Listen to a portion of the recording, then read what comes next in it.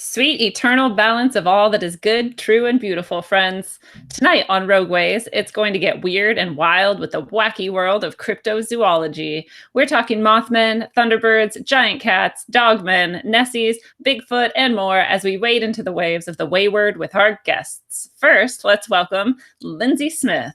Lindsay is my twinsy on the quantumly entangled level. She's an angelically gorgeous human who spends her time healing people, working her magic in every possible way, and concocting essential potions of the best-smelling, love-ridden, crystal-infused, divinely inspired essential oil creations in the multiverse, which she sells at her online store, Shooting Rainbows. Lindsay, thank you for being here. Thanks for having me. We also have Steve Poikinen with us tonight. Steve works his ass off busting out constructive projects of all kinds, serving his community and taking care of his family. Steve is a beast of compassion and has the angle on all sorts of conspiracies and other arenas. Steve, thank you for being here. Thank you for having me, Lindsay. And finally, we have James Maurer. James is known by some in our community as Ongo. And it might be a surprise to people that James is on a show that is not about chemtrails. But James is a cryptid enthusiast as well as a white, talentless, truth-seeking combination of Prince and Calvin Coolidge. All of Ongo's arguments are based on allegory, anecdote, opinion, and Snopes. But he makes us laugh, so we keep him around. And even if he accuses us of being shills, we still love him. James, thank you for being here. I called you a bot. Man, I was drunk.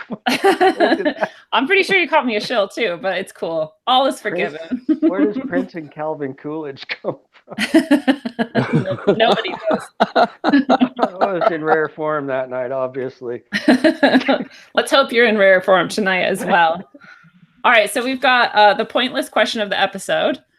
If you were your favorite cryptid, living in some dimension where cryptids probably live, and a human popped out of your purple-vined giant mushroom forest one green sun afternoon, what would you think the human was, and what would you call it to your friends? And we'll start with Lindsay. I would come out and I would be like, you silly, hairless creature. What are you doing? Why are you so busy?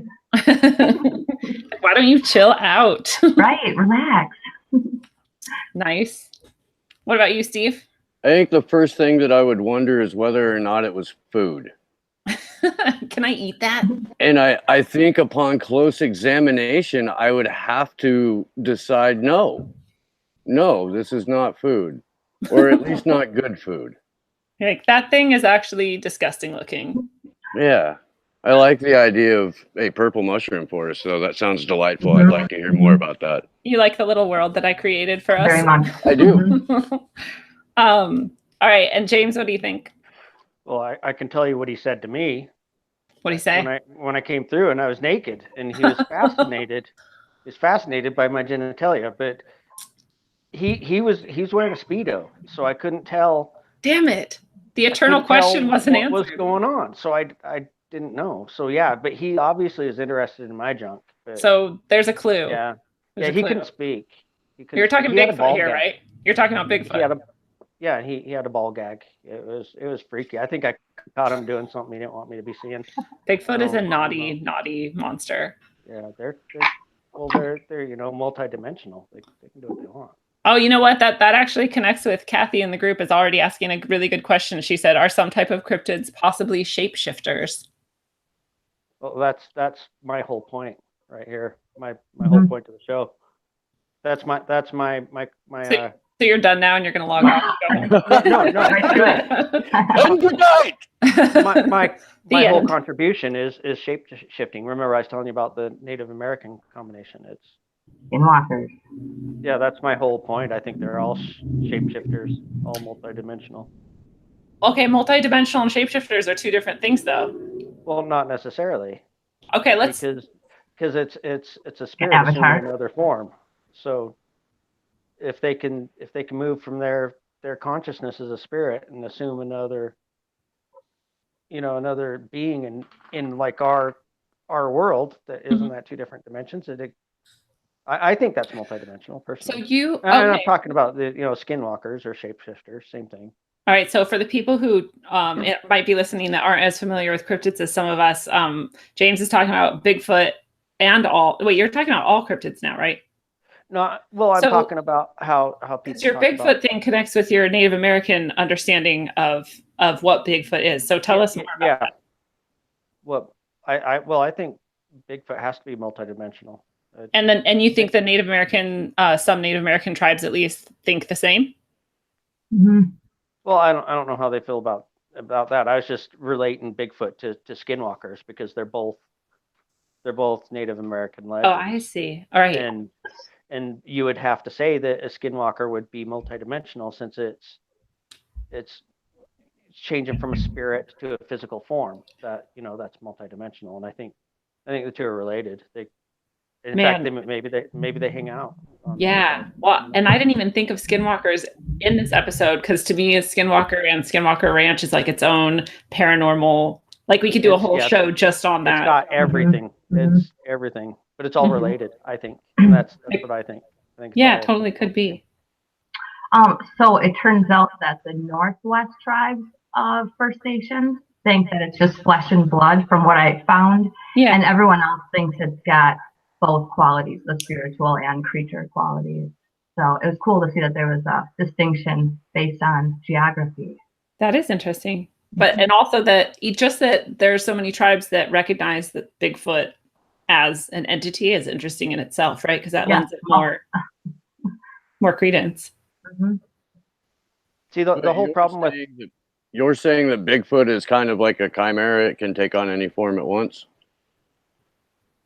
Am I saying that? Yeah, or just that it's not a shapeshifter, but it's multi-dimensional. Yeah, I'm thinking like more like it like knows where caves are that make it to where it can leave where we are, because I think that the world is a plane. So like all the vortexes they talk about it in like Sedona or whatever. I think that's like the whole Hollow Earth thing. I think that's where aliens are. It's not space travel per se or anything like that. It's like there's holes. Like we're in a big giant trampoline and it has holes on it and they can fall through it. And I think Bigfoots they know something we don't. I think all the cryptids do. I think because I think you think about it, the Earth would have to be like a piece of styrofoam, like a sponge, and a lot of that's going to be full of water. And people here in Utah think that the Bear Lake monster is actually the same thing as Nessie. And see, that's another cryptid here because we got it all here in Utah. These Mormons. They believe that they can wear magic underwear. we could do a show on Mormons too. That's true. But yeah, we've got it all here. We've got Bigfoot. We've got the Loch Ness monster. We've got the shape-shifting skinwalkers. I was not aware that. Because on my trip to Utah, I went by the Uinta Mountains, right? And I was like, man, I could go to the Skinwalker Ranch, but I have too much to do on this trip. But I didn't know you guys had like a Loch Ness type monster in Utah. I didn't know there was a fresh body of water in Utah. There's actually a lot of very deep natural lakes up in the Uinta Mountains. The Uinta Mountains are the only mountain range in the Rockies that run east to west, and they're apparently really old. There's a lot of really crazy Native American lore there from the Utes and the Crows and the Navajo, and it's a really kind of freaky place. But there's a lot of lakes that they can't find the bottom. They're linked to springs, and they don't know where they go. But yeah, right near Skinwalker Ranch, I used to go camping at a place called Moon Lake. That before I got divorced, I can't do anything now because I can't afford it. But it was about 15 miles from Skinwalker Ranch, from what I can tell by looking at maps. But there's supposedly the Moon Lake monster there, and the lakes supposedly they can't find the bottom because they've lost bodies there. But I've spent some time there, and you can definitely feel an energy. And I think anytime you get away from people and get out into nature, you can feel the vibration of the planet. You can tell every different place you go is going to have energy. And I think that's kind of what brings, because you think of the Pacific Northwest, the trees there's nowhere like that forest. You go from like the Sierra Nevadas up into Washington, and there's nowhere like that in the world. And I think maybe that's why that's one of the only places they really see a lot of Sasquatches. I'm like still in the show though, you guys. You guys need to talk more. Well, we kind of like totally railroaded into a different area of the show as opposed to where we were going to start. But while we were talking about that stuff, Chris just said that there's also a Nessie type monster up in upstate New York, Champy. from Lake Yeah, that's Champlain.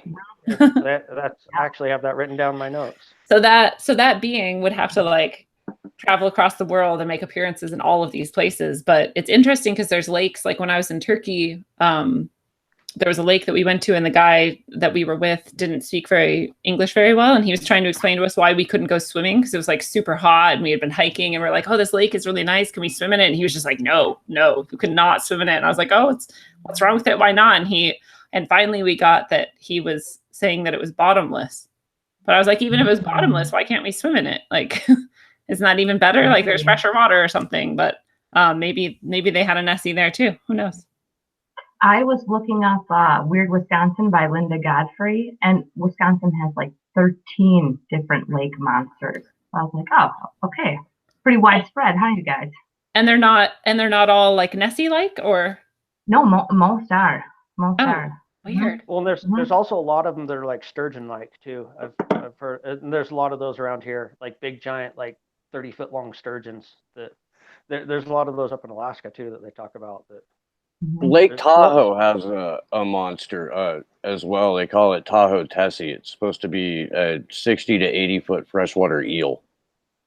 Wow.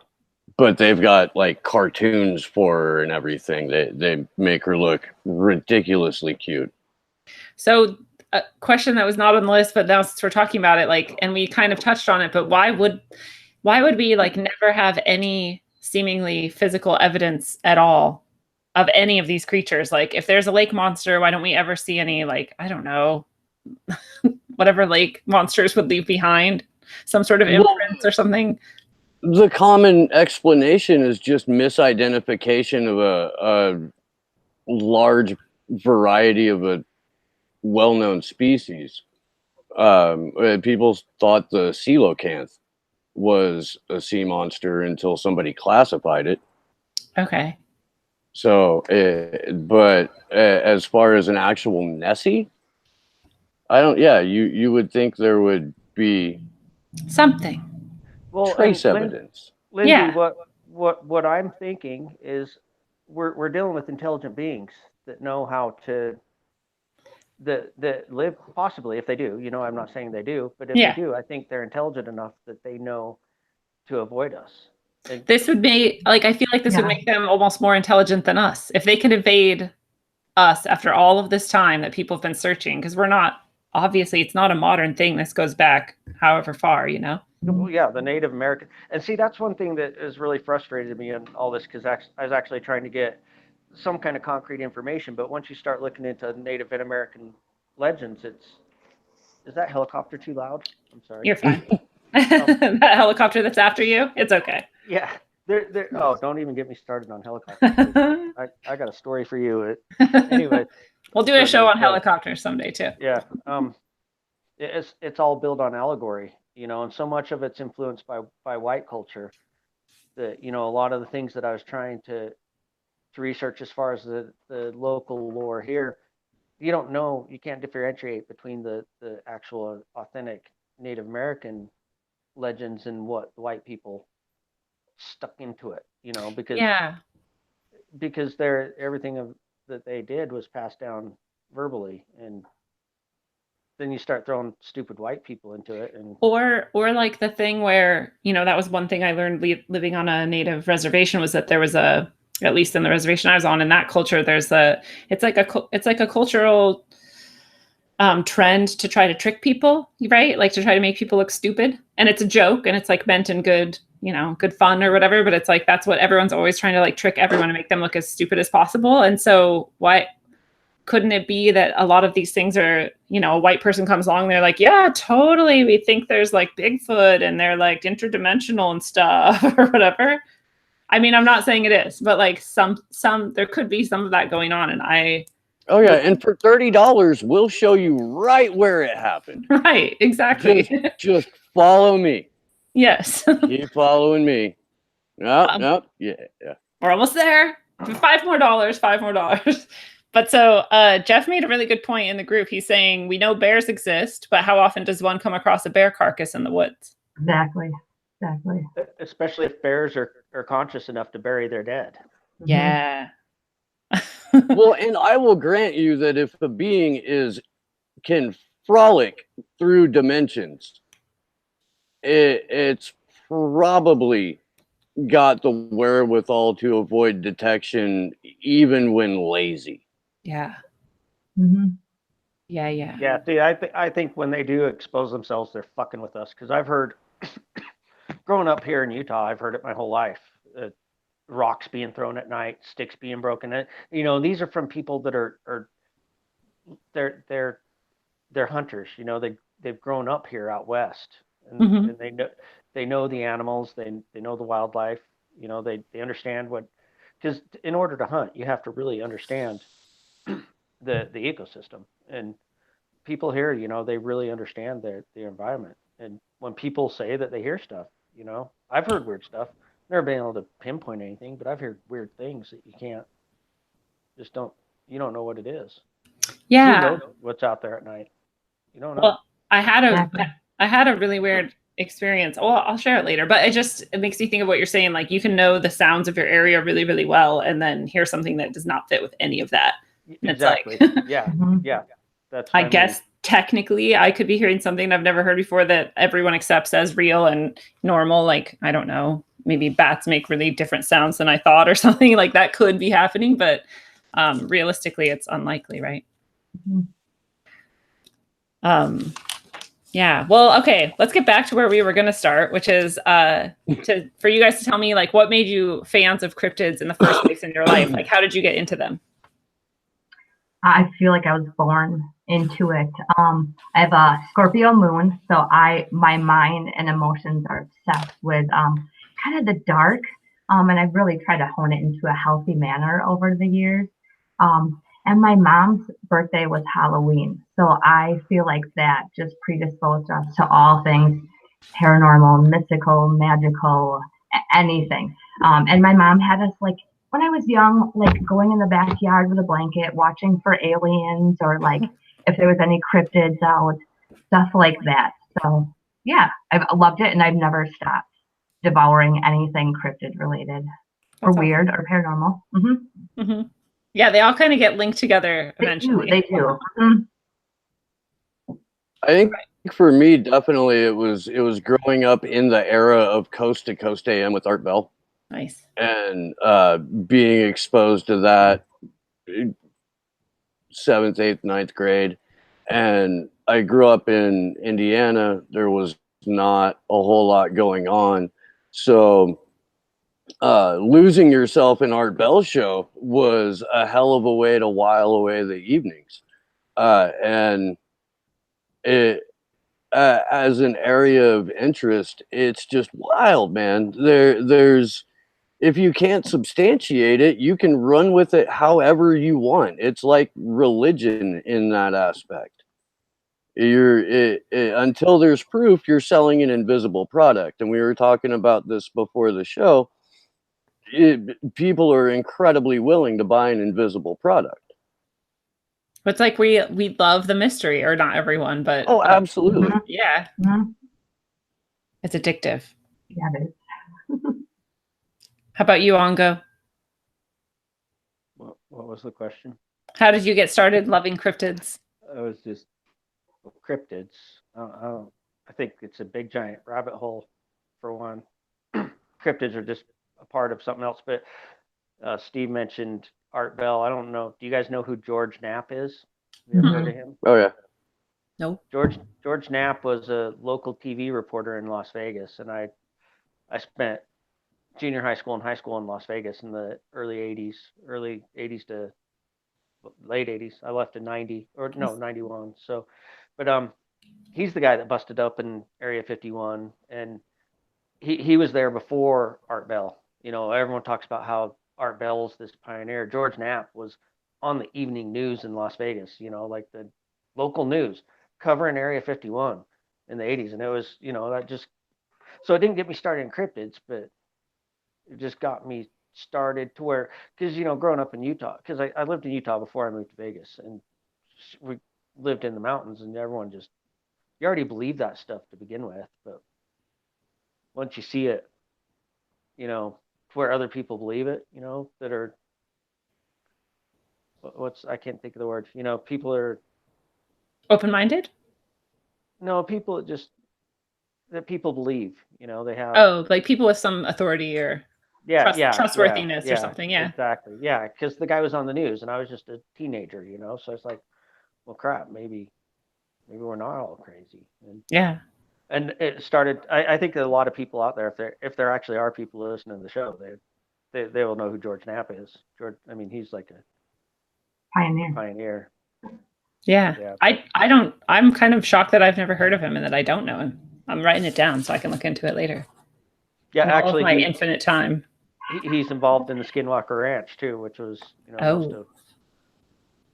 he kind of broke that open.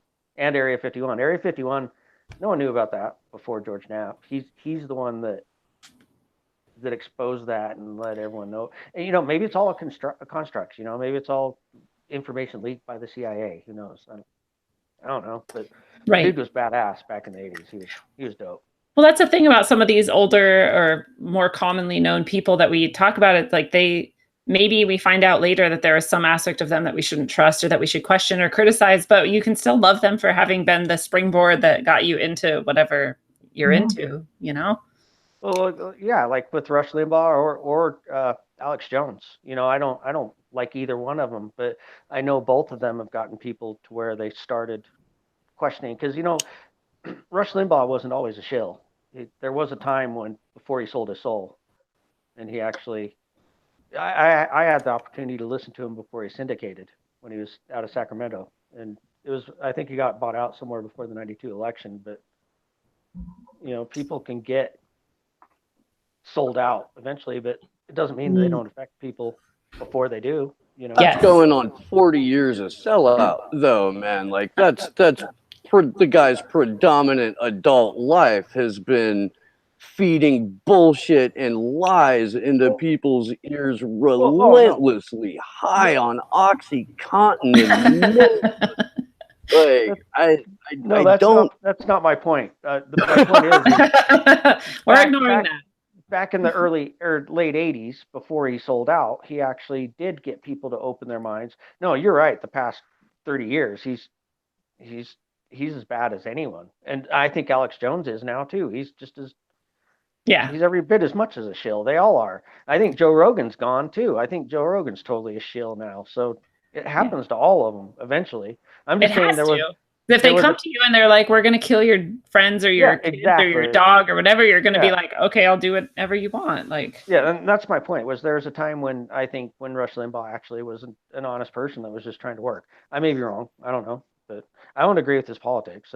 We don't even go there. I'm just trying to play devil's advocate. But yeah. So anyways, maybe George Knapp was once honest. Maybe he's not. Maybe he's always a plant. I don't know, but he opened my mind. Yeah, I'd have to say that I got interested in cryptids probably through other paranormal, like ghosts and whatever, and then aliens, and then finally I probably hit on cryptids. But I can never actually determine like where anything started or how. But like a rubber band ball, you just keep adding to it. Yeah. You can't really take one away. Very good. Yeah, and I think Charles Fort is like one of the people who probably first like popped up that had a lot of just random, because he was into everything, right? Nobody knows what I'm talking about. You're missing me on Charles Fort. I'm sorry. What? Okay, I hope because people were hating on me in the group for not knowing Knapp, and so I hope that they hate on you guys for not knowing Fort. Hey, there's only so many hours in a day to learn stuff. I know, right? There's like too much. All right, so what other ways, if we haven't mentioned yet, that you guys learned more about cryptids? My two favorite podcasts in the whole world, Dogman Encounters and Bigfoot Eyewitness, both by Vic Cundiff. And he is just an amazing interviewer who just lets people tell their story. And I have been listening to his podcast nonstop for like 3 years. I buy 3 podcasts, those 2 and THC. Nice. Those are my jam. So yeah. So because that is like the main bulk of evidence that we have are just people's personal encounters. So that's kind of like a collection of some of the best evidence. For real. You find themes, huge themes. Steve or James, do you guys have any more? I'm going to go with Harry and the Hendersons on this one. I wrote that down, yes. It sparked or definitely drove an interest in both cryptids in general and John Lithgow's career arc. Which I found he went from that to like Third Rock from the Sun. He's an interesting cat. I bet he's got some fucking Bigfoot stories. Dude, Steve and I would have been fucking best buddies back in the day. It's only fitting that you're on the same show together. It's a beautiful thing. Freaking throw John Lithgow into it. But we have a TV at work that's on in the break room, and Third Rock from the Sun's been on the like local TV channel lately, and I haven't seen that in years, and that show is freaking hilarious. It was pretty good. Those people are funny. Oh, and just so you guys know, I have no clue what we're talking about. We forgot. If anyone's been watching, this thing that I'm hitting it's oil, and I'm pretty fucking baked, so I apologize if I'm not. It's like somewhere in the 90% range, or something. Yeah, because you asked a question, I have no fucking clue what you're talking about. Well, you actually made me think of, Steve, that like Bigfoot was actually just saturated in the culture like throughout my whole life, right? Because I'm in the Northwest, so people have so people like talk about Bigfoot, and people talk about it like jokingly, but it's talked about so often, and you see so many like bumper stickers and like coffee stands with Bigfoot and like carvings of Bigfoot that it's like, well, that comes from somewhere. It's not just this like made up mascot that we chose, right? Mm-hmm. Yeah, it's kind of like here we have these golden statues on top of these cult buildings. There's supposedly this angel with a trumpet. Well, I guess it's kind of not really like a mythical.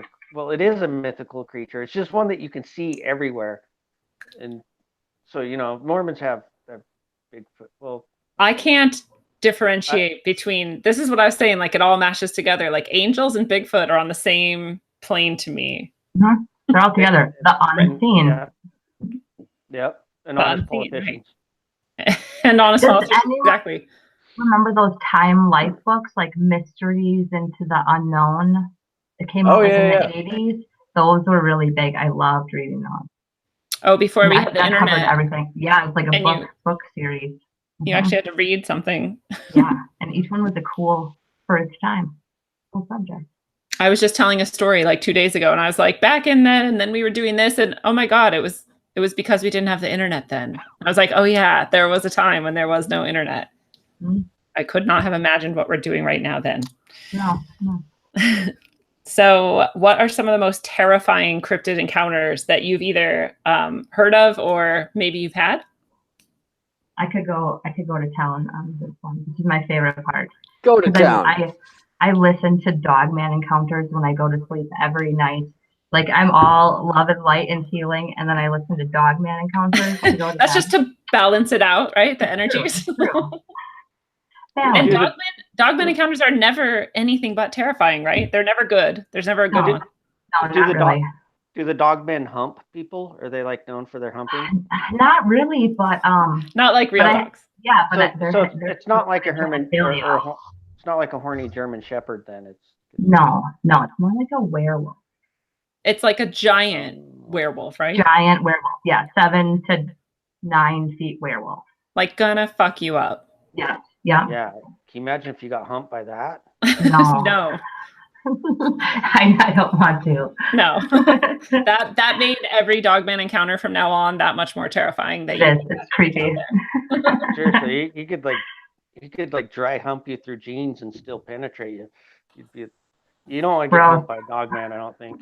No. All right, well, no. I want to hear a story. Tell us a story. All right. So we have JT's encounter. It's number 117 on Dogman Encounters. And it's like July of 1981.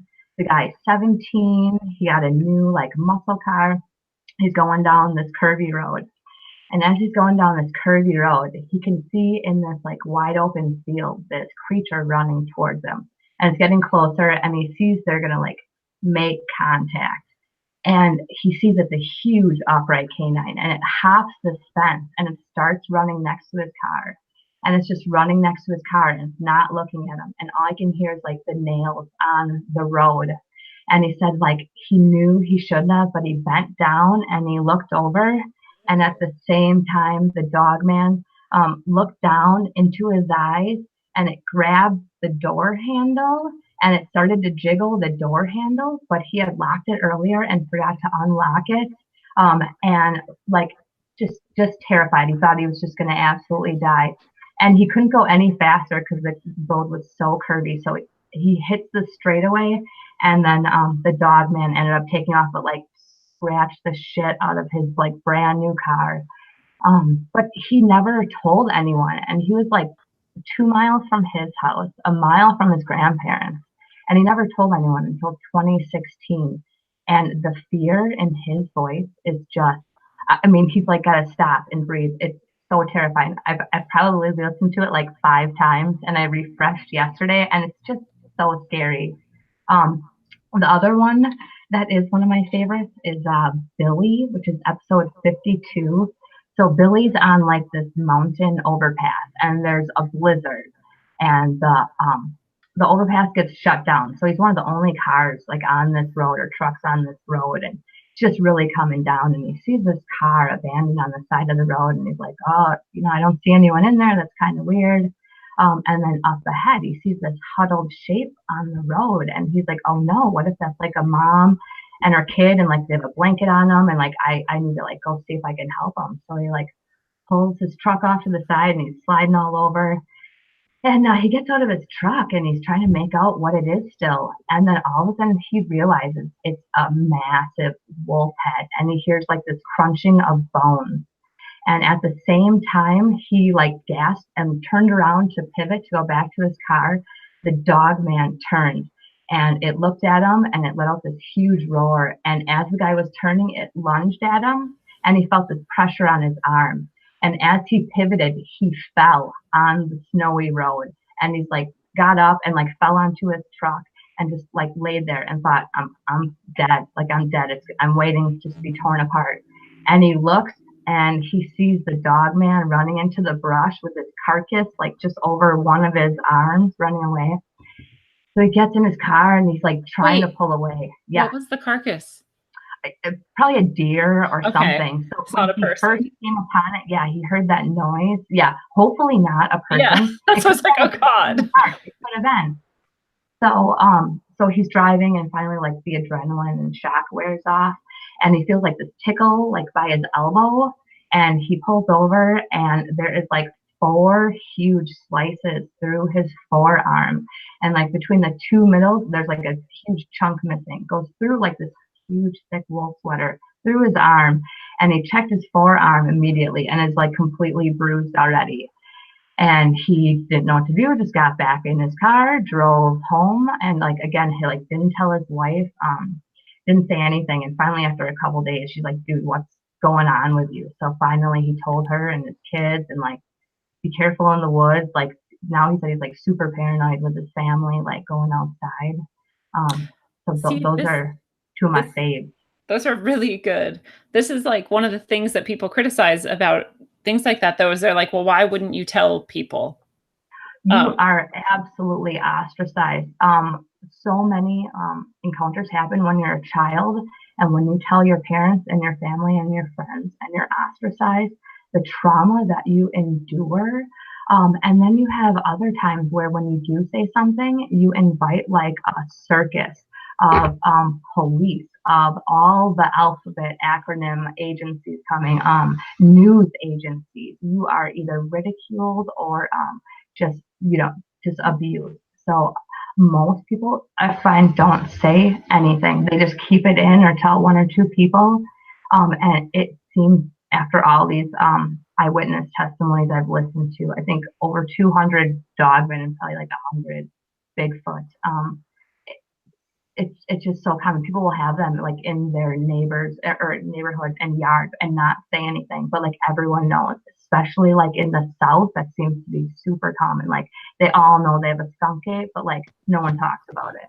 So yeah. Well, and I think too, like that, when you go through something that's like unbelievable or that society has told you is not real, you question your sanity and you question whether or not it even happened. And then we have these abilities of our mind to kind of cover over like, no, everything's fine, just nothing happened, like move on. And so I think you can also kind of convince yourself. And Greg talked about, which for people who don't know THC, Greg is the host of the Higher Side Chats. It's awesome. Go check it out. One of his things, though, that he brought up at one point was that he had experiences in his past that he didn't realize were experiences until later. Right. And I think one of them was like a dogman type creature. And I think more people probably have those that, you know, that we would never know about. And if you'd have to do a lot of uncovering and thinking about this subject before it would come up, possibly. A lot of kids just see big dogs. Big dog, yeah. Especially if you're a kid, because what is your size? What is your ability to judge spatial relationship? You know, it might be very skewed. So for real. Well, there's an enormous amount of pressure put on kids to simply be normal or to not believe what their eyes saw. I think that prior to a lot of adult programming or conditioning, children are more likely to see past a void or, you know, the things that we necessarily don't. I think that they can see ghosts or spirits, you know, whereas we have to either take psychedelics or go into deep meditation or something of that nature before it becomes more aware to us. So a lot of these stories coming from children make a little bit more sense if you're willing to make the leap that they're not programmed to distrust seeing something that appears to be out of the ordinary. Yeah. Well, and like, I think too about like, you know, that thing where you're watching how many times the people pass the basketball and the whole time there's gorilla. There's a gorilla that like walks by and you don't even notice it. And it like dances or something, you know, it's like something outrageous. And then you're like, no way. And you rewind and like, it was right there. It happened. You just didn't see it because you weren't looking for it. And if that can happen, then that could happen in all kinds of ways. Well, and again, if you're dealing with an interdimensional being or a shape-shifting being, that kind of sleight of hand behavior is what's going to prolong its existence in the first place. True. James, do you have any terrifying encounters you'd like to share that you know of? Excuse me. Not personally, but those shapeshifters have been known to like be able to read your mind and know what you're afraid of and use it against you. So that sounds like devil kind of shit to me. That's pretty scary. That's terrifying. Or like, it's like kind of almost like demonic. Yeah. Well, demons are considered a subclass of cryptids, according to the Cryptid Wiki. Wow, I did not know that. Hey, if you think about it, that like a lot of the things that you attribute, a lot of the characteristics attributed to demons could be attributed to other cryptids too, like being able to appear out of nowhere, being able to disappear into nothing, being able to read minds, being able to use your emotions against you. Like, have you guys, I've encountered in learning about Bigfoot that a lot of times people will become not just terrified like you would be if you saw like a dogman or a Bigfoot, but like a feeling of dread will kind of settle upon them and everyone, maybe even before they see the thing. And so it's like Bigfoot can project that at you. Yeah, and they have infrasound too, which can paralyze you. Oh, so that's why people maybe get like literally paralyzed with fear. And your nervous system. Finally, you're the victim. We're just not used to ever feeling that way. The prey. Yeah, or like suddenly become the prey. Yeah, so Bigfoot in general could be really terrifying, but then to lead into the next question, like some stories of Bigfoot are, and probably every cryptid are like super goofy and dumb, where you're like, what?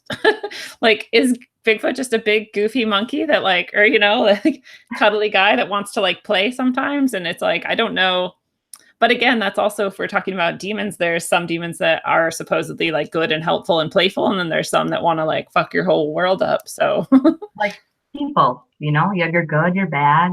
And you find like in the cryptid community, juveniles, they are the notorious ones who like get up to antics and mess with stuff and can be more aggressive. But like, you know, teenage guys can be, you know.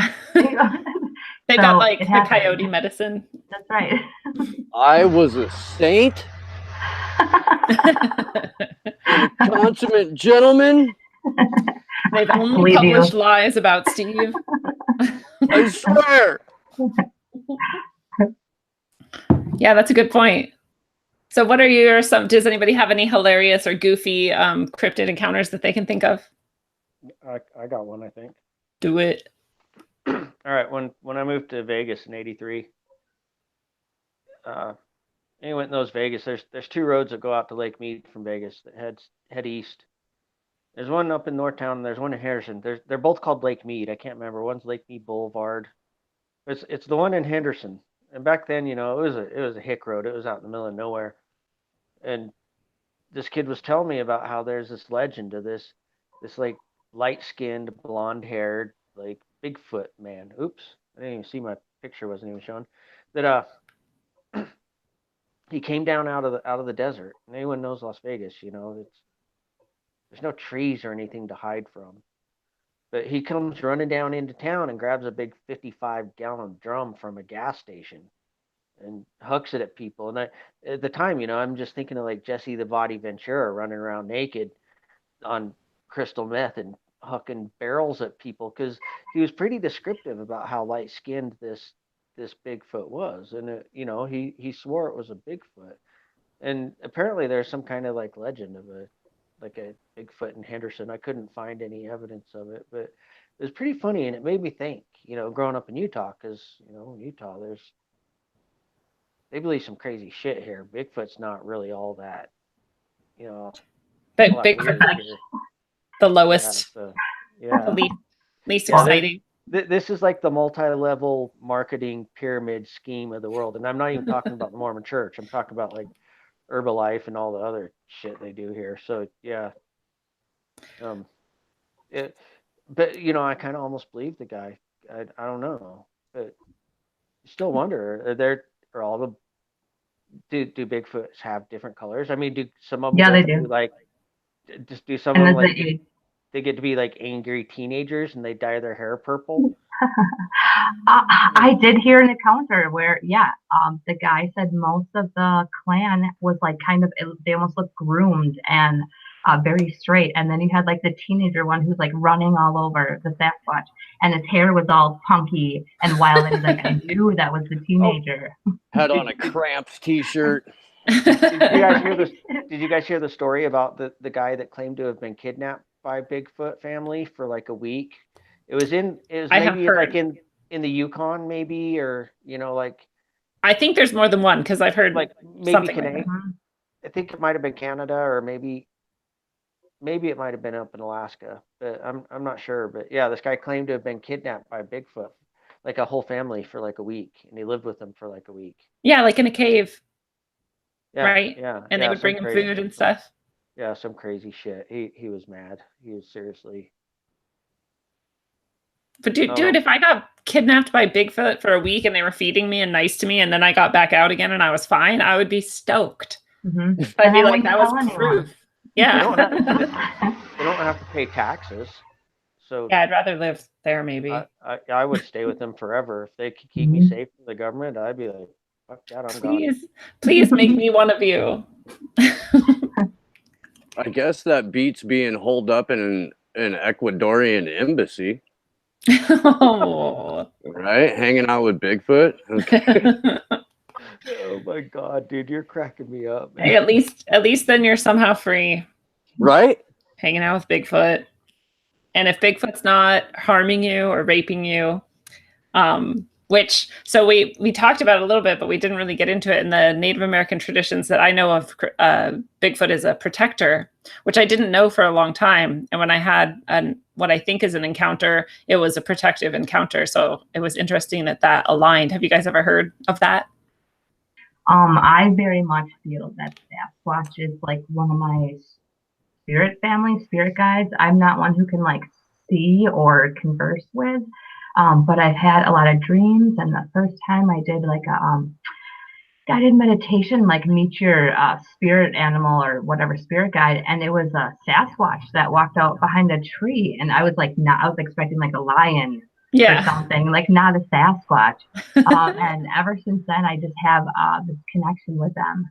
And then I really think they're about like connection to the land and nature. And there's a lot of like love and connection between yourself and just connection with all. And I found this plush Sasquatch on Amazon, and I ordered it. And I fell like absolutely magically in love with it. I wanted to sleep with it every night. Like it brought me such comfort. It was so weird. I was like 37 sleeping with my plush. Dude, we are such twinsies. I won't tell you what my thing I sleep with is, but I have one too. I just want you to know I brought him. So this is him. He's super fucking cute. And fluffy. So after I had him for a little bit, I was like, hey, dude, like, what's your name? And in my head, I saw AIWO. And I don't really get stuff like that. And I was like, Iwo, I love it. So I looked it up, and it means love yourself in Mandarin. What? And I was like, oh my God, shut up. And yeah, last July I had a dream I was conversing with Sasquatch. My like best lady, Sarah, at my work, she also loves Iwo and knows I sleep with him. And she's like, oh, would it be weird if I got one too? And it was her birthday. So I was like, dude, I'm gonna get you one. Like, I love him. You can have like his brother. So she got hers. She loved him. She slept with him. And she too did like, what's your name? And she got Dewey. And she's like, Dewey, like Dewey Decimal System? Like that's a weird like name. Huey, Dewey, and Louie. Yeah. So she looks up the name of Dewey, what it means, and it means beloved. Wow. And we were like, wow. So yeah, I got that protector vibe. So, but I think, they can do some crazy shit, and I really think they're across the whole world, and it's really going to vary, from culture to culture with them. Like what their representation is or what their role is in that culture? Yes. Yep. Their personality types, that kind of stuff. And I think there's like some Anunnaki alien hybrid tinkering that happened too. So, there's some weird divergence in there as well. Because there's stories of Bigfoot almost seeming to do like to work for gray aliens in nefarious ways. And there's stories of Bigfoot on like different military bases. It's the same kind of thing where they're seeming to like work for the military. But in all of those stories that I've heard, Bigfoot is seemingly like kind of robotic. So it's almost like they've been like hijacked or controlled somehow. I don't doubt it. There's so often like where there's areas with a lot of sightings that the state and government buys up that whole parcel of land, and then you just see like it goes to be wildlife or protected area, and then there's helicopters and drones flying over it constantly. So they're totally studying these creatures. So I wouldn't see why they would not engineer as well. Yeah. Yeah. So any other goofy or hilarious cryptid? Not that I didn't just talk a bunch, but real quick. Yes, do it. With Dogman, they're known to attract like other dogs and underlings. And you'll hear of like Chihuahuas and Jack Russell Terriers who run with Dogman. And it's like all I can think of is like little Napoleon complexes. Like, no, I'm gonna run with this guy. Like, that makes me laugh so much. That is so awesome. I have always thought that if Jack Russell Terriers could talk, they would sound like Joe Pesci. They would. Completely. Hey. So that is a beautiful thing. Actually, when you brought up that kind of reserve idea that maybe these are areas where Bigfoot or other cryptids are more often seen, and so they're kind of walled off and we're not really allowed access to those areas. The possible encounter I had was literally right next to one of those. So that's an interesting connection too. But yeah, obviously they would need like a lot of space if they're physical to roam around and stay hidden. And if they're interdimensional, then who knows what they need. But what are some of the most frustrating aspects that you guys encounter when you're thinking about cryptids or studying cryptids or whatnot? They always attack cars. They don't attack or injure people. They don't leave behind any kind of trace evidence. It is hard for the skeptic in me, certainly the spiritual skeptic in me, to take it all on faith, even though it is endlessly entertaining. I do give a lot of credence to Native American folklore, African folklore, and Asian folklore, and characters like those appear throughout all of them. So I am 100% willing to believe that at least at one point, but a vast majority of these creatures existed, except for the really freaky Japanese ones, and I hope we can get into that in a little bit. Oh yeah. But yeah, the more frustrating thing is the lack of physical evidence. Agreed. And when there is physical evidence, like especially with Sasquatch, when it comes back with human DNA, it's just thrown out as contaminated instead of studied further. So yeah, or a lot of times this comes up a lot too, that I think people don't understand. When you have DNA evidence that comes back as inconclusive, it's like you can't, if we have no known Sasquatch DNA, we will never be able to say this is Sasquatch DNA. Exactly. It's all inconclusive. Which is like all the physical evidence that you could gather. Right. So that's frustrating too. You guys are all adorable. In fact, if Steve shaved, I might even do him too.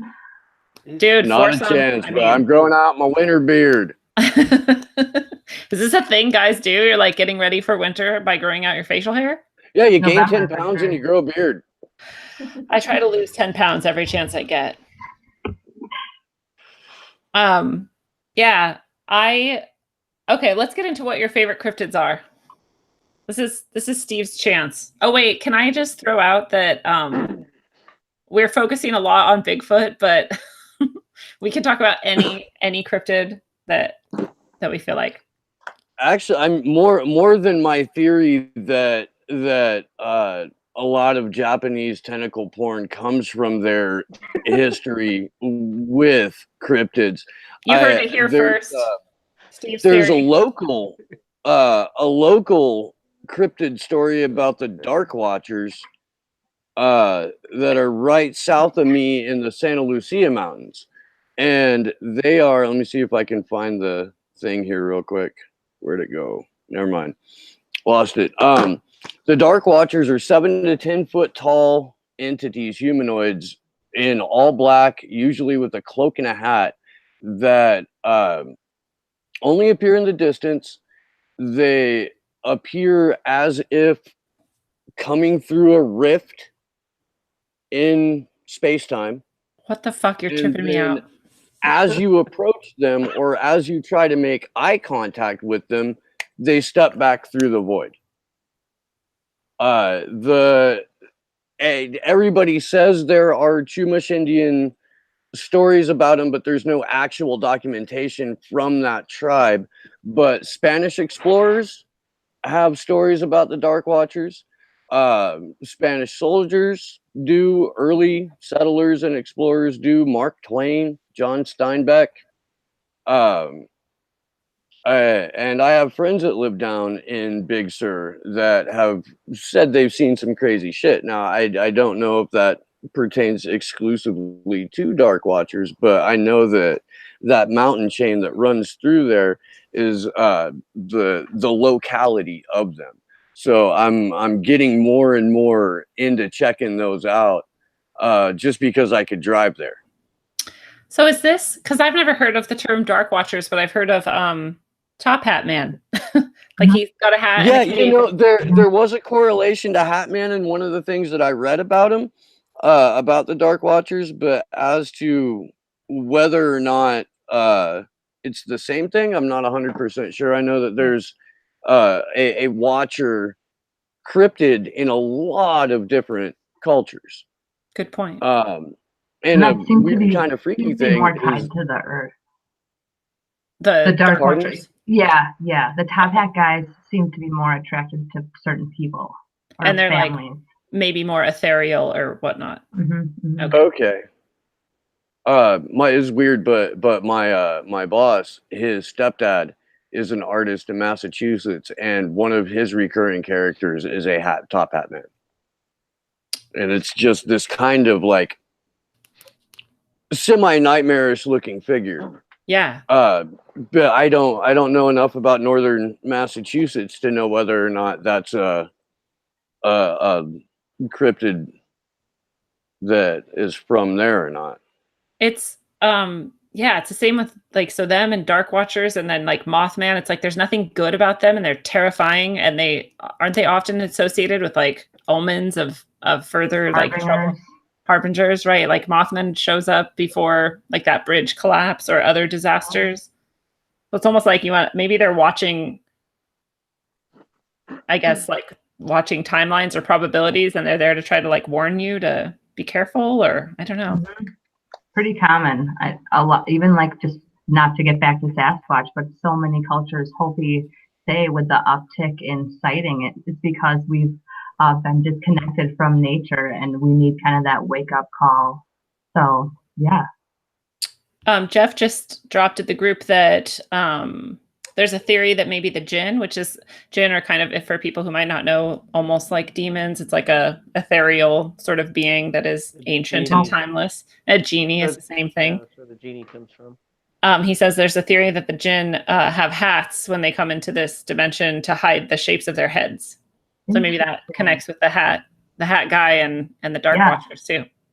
I have a friend, a lady friend, and when any of the females in her family die, the black hat guys come, and they come in numbers, and almost everyone reports them before they die. So she's been working like with intuitives and things like that, and there does seem to be some kind of creepy black magic-y curse situation back in the day. So work in progress, but super creepy. So this when you say they came in numbers, like there's literally multiple of them? Yeah. There'll be like a 4 or 5 standing in the hospital room or wherever they are. Not that like multiple people in the family are having encounters around the same time, but just just when you're about to go, and if you're a lady, especially. What? Creepy. Yeah. Don't let the Dark Watchers get you when you're dying. No. There's too much to watch out for. There's a Hawaiian humanoid cryptid that is half bat, half man, that preys on pregnant women and goes after the fetus. Like physically eating it, energetically, like both? Yeah. No, I'm tearing it out. Damn. It's dark. Yeah. Ow. Don't go to Hawaii when you're pregnant. Right? Right. And super willing to believe it. You are, or they are? No, if you are. I think that your own personal belief helps manifest whether or not you're going to see something like that, or whether or not you're going to have an encounter with it. Blam, I am 100% with you. I agree with that. Thank you for saying that. I think that if you're going to have an interdimensional being, it's going to understand your personal vibration easier than it would your words. Nice.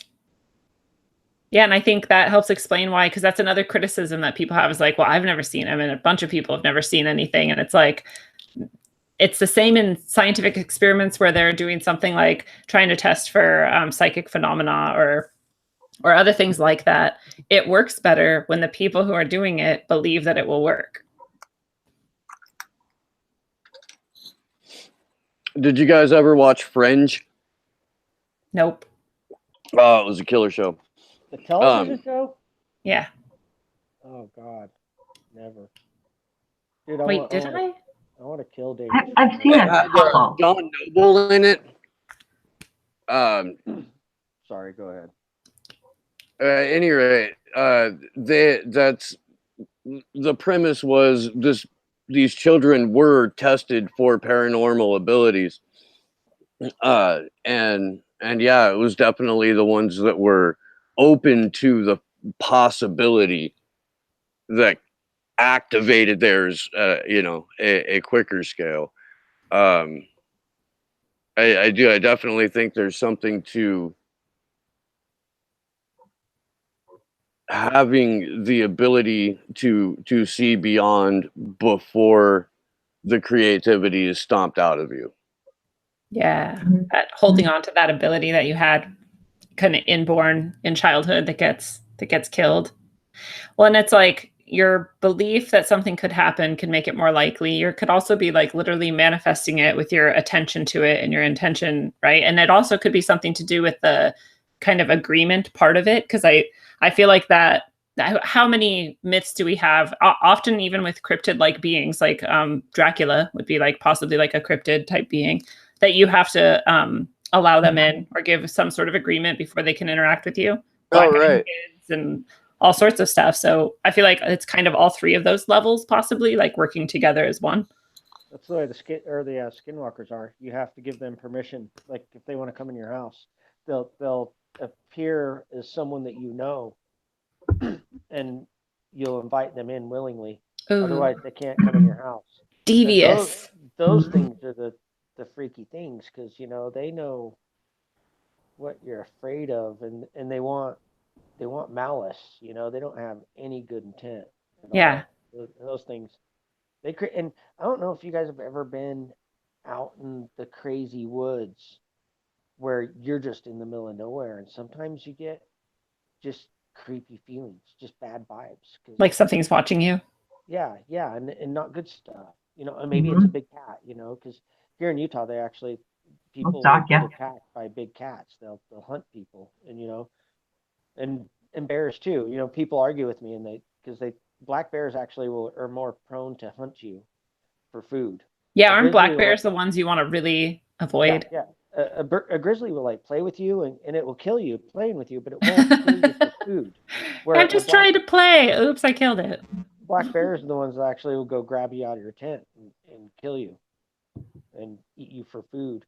But yeah, sometimes I've just gotten like the whole. I don't know if I've talked about Moon Lake with you guys on the podcast or if it was before we went live.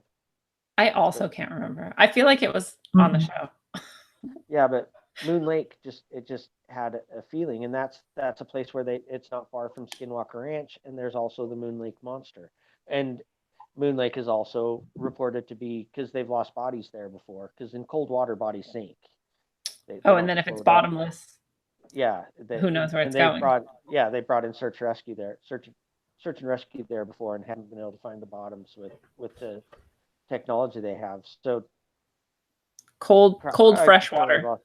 Oh, but well, my whole point is how the land that you're in can make you like get different vibes. You feel what's going on, and maybe if there's something there, even though you don't see it, you can feel it.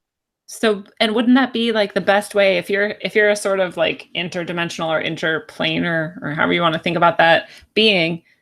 Isn't that like the best way to keep people from finding your hangout or whatever, your house or your portal or whatever it is that you have, is by setting up sort of like this like wall of negative feelings? Because you're gonna trust your gut and you're gonna be like, this feels terrifying and I'm out of here. Like you're not gonna keep going. Yeah, so it's kind of like a force field, like a force field of fear. Yeah, just like that would kind of make, and that's the whole feeling of dread thing that people talk about. That's universal between all of them. And then I've heard this with Bigfoot before too, because I've never heard of Bigfoot having good intent, like they're the peacekeepers or the caretakers that you guys talk about. I've never heard of that. Really? But I've always heard of that, the really bad smell, yes, the horrible smell, and the feeling of dread. I've heard that before too. And with the Feeling moth, of dread, horrible stench. And like, why would you go towards something that smells so bad you want to die and it feels dreadful? Like, so what if if this is a simulation, which I think you guys all know how I feel about that, that it's just our perception of what we fear, and people are really seeing that thing, and that's why there's so many similarities between them. Well, and see, if you're going to go there, then that would be why some people can have them as protectors and some people could maybe see them as something else. Possibly. And then maybe that's why some of us don't see it, because we're just not open to it. Yeah. We're not vibrating at that. You know how they talk about high vibration and low vibration. My sister taught me this thing. She called some book she read. I think it was like an Eckhart Tolle book or something. He talked about base humans. Man, they just vibrate at such a low frequency, they just can't pick up on anything that's outside their surviving. How far they see. This is like the 700th time this week that the universe has been screaming the name Eckhart Tolle at me. So I guess I'm going to read some. That's weird. Yeah, I've been noticing I think there's a lot of synchronicity going on Facebook that I think is orchestrated. It's freaking weird. Yeah, so if people, that's orchestrated. Oh, we could have a whole episode on that as well. But if people are listening to this who aren't in the Facebook group, you can come join Eyes Open and hang out with all of us cool cats. We're pretty cool, I think. Pretty cool. Pretty cool. So what other favorite cryptids do you have? Especially if we haven't touched on them yet. Well, I could just tell you my whole little thing that I had planned out, for the whole thing. Because, I got this whole Skinwalker Ranch thing going on, because they got everything. Literally everything. They've got cryptids, they've got paranormal, they've got the whole possible connection to deep underground military bases, and then you've got Moon Lake that is right near there, and you've got the Moon Lake Monster, which some people say is tied in, and that and Nessie and all these other, and Champy too at Lake Champlain in the Finger Lakes in New York. I had that written down. I think you said Chris Putnam mentioned it or someone like that. I can't remember. But I can't remember who. But yeah, I had Champy down too, and people theorize that they're all connected. So at Skinwalker Ranch, they have that. Then they got all the Native American stuff. They've got the possibility of being tied into underground military bases. So it was purchased in '96 by Robert Bigelow, who owns the Suites, and I think he owns Arizona is it Arizona Charlie's or? I don't know. He does own a sports team, and obviously Bigelow Aerospace. Well, yeah, and he owns hotels. I think it might be like the Palace Station casinos in Vegas, or he owns a few, and it might be Arizona Charlie's. I can't remember, but he owns casinos in Vegas as well. But it was a site of activity for way before that. Was, okay. In 1974 was the first book written about it, and it was about UFOs. And that was after 50 years of activity. Crap, my notes suck. I'm sorry, because all I have is my phone, so it's not like I could just like make this thing like to where it was in any kind of order. But it was purchased in '94 by Terry and Gwen Sherman, which they say are pseudonyms. After 2 years, they moved. When they moved in there, the place had been vacant for 7 years. Which already has like a bad feeling to it when you come into a place that's been vacant. And they got a really killer deal on it too. It's 500 acres. It's a big place, and it's beautiful up there. The southern face of the Uinta Mountains is just that place it's phenomenal. It's gorgeous. I've been everywhere in the Rocky Mountains. I've been from coast to coast in the United States. I've never left the continental United States, but I've seen everything in this country, and it's just gorgeous here. Hashtag make Ongogo international. They had deadbolts on both sides of doors. There's chains outside the exterior doors, like where it looked like they had really large animals, like big dogs or something, chained at their doors. So it's like they're fortifying their house. They lost up to 20% of their stock because they're trying to grow a ranch to cattle mutilations. They heard voices coming out of the dark at night. There was crop circles. They saw strange birds and animals of stuff that people have never seen before. And when Robert Bigelow bought the place, he actually, now this is where it gets weird because this guy's a billionaire, and he brings in all these crazy scientists. So they have some crazy stuff. You can just Google it, look at it on YouTube. There's videos of shit that you just think, They just did a movie with Jeremy. Yeah, there was just a movie. What's his name? I can't remember. He's an awesome filmmaker, though, or he seems like it. And I haven't watched it yet, but so I want to get a little into the history as well, though. But George Knapp was the first guy that really made it national with the whole UFO things. And I was talking about him with the whole thing in Vegas. But it borders on the Ute Indian Reservation. Supposedly, the Utes helped Kit Carson, so the Navajos put a curse on them. And that made it to where they have these evil spirits that go run amok in their tribe. So the Utes won't go there in this canyon where this ranch is at. They're forbidden. Tribe members cannot go there. And the Crow, actually, I read a book that, if anyone's ever heard of the movie Jeremiah Johnston, it was filmed in Utah, or Jeremiah Johnson has Robert Redford in it. It was filmed in Utah. So what made Robert Redford actually buy Sundance Ski Resort was after they filmed that movie. But it's based on a book called Mountain Men, written in 1965 by a guy named Vardis Fisher. It's based on an actual a real life character named Sam, or a real life person named Sam Menard. He was a mountain man that lived in this area back in the 1850s, and he was called the Crow Hunter.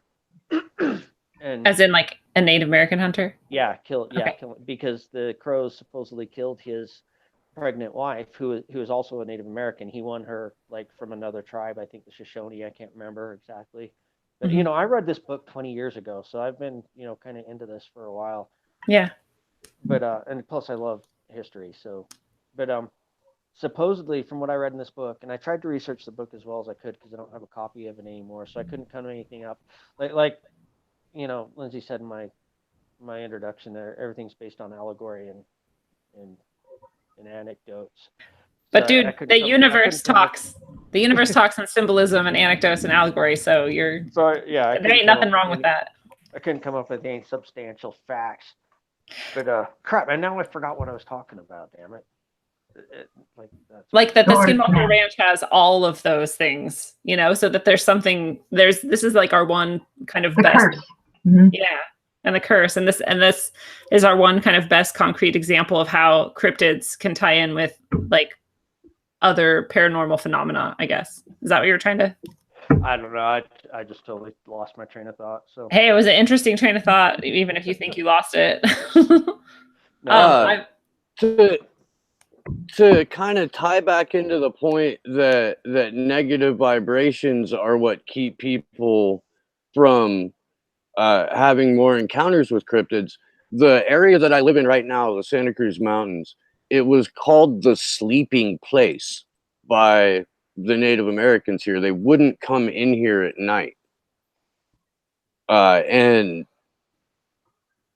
since you mentioned that, I then cycled back around and remembered hearing that when I first moved out here. Wow. That makes me think of Missing 411 because me too with Devil. Yeah. And like that. So like if you have this, I don't even know how to tie it together, but like people in Missing 411 will seem to disappear even in the midst of like a group, like they're with people and they just are right there. And then all of a sudden they're gone. And it's like, there's nowhere they could go. And people are looking around for them, can't find them, but sometimes they can hear them screaming as though they're right there, but like far away at the same time. And like, if you have this ability to sort of, I don't know, make these walls of energy or bad feelings or whatever, like maybe you can actually like trap people in them or make them sleep. I don't know. Wow. I just remembered what I was thinking. It was that I couldn't find anything factual, but the Crow Indians obviously, or supposedly from this book I read, which was very well put together. It had a lot of really good accurate history in it.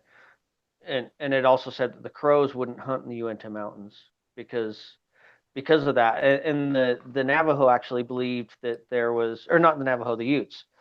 There's a big mountain there that they believe is a dead princess or a dead woman or something like that. And I don't know if they just believe it's symbolic or if they really think that giant mountain is an actual dead giant person. I don't know, but the whole area is just like off limits. It's just like got bad vibes to where and they talk about the same thing to where they'll just hear voices calling their name at night, and it's just so creepy.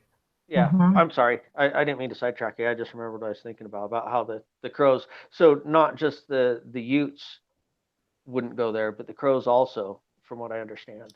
In the same area. Yeah, well, the crows, from what I understand, lived on the northern side of the Uinta Mountain Range, which is up in southern Wyoming.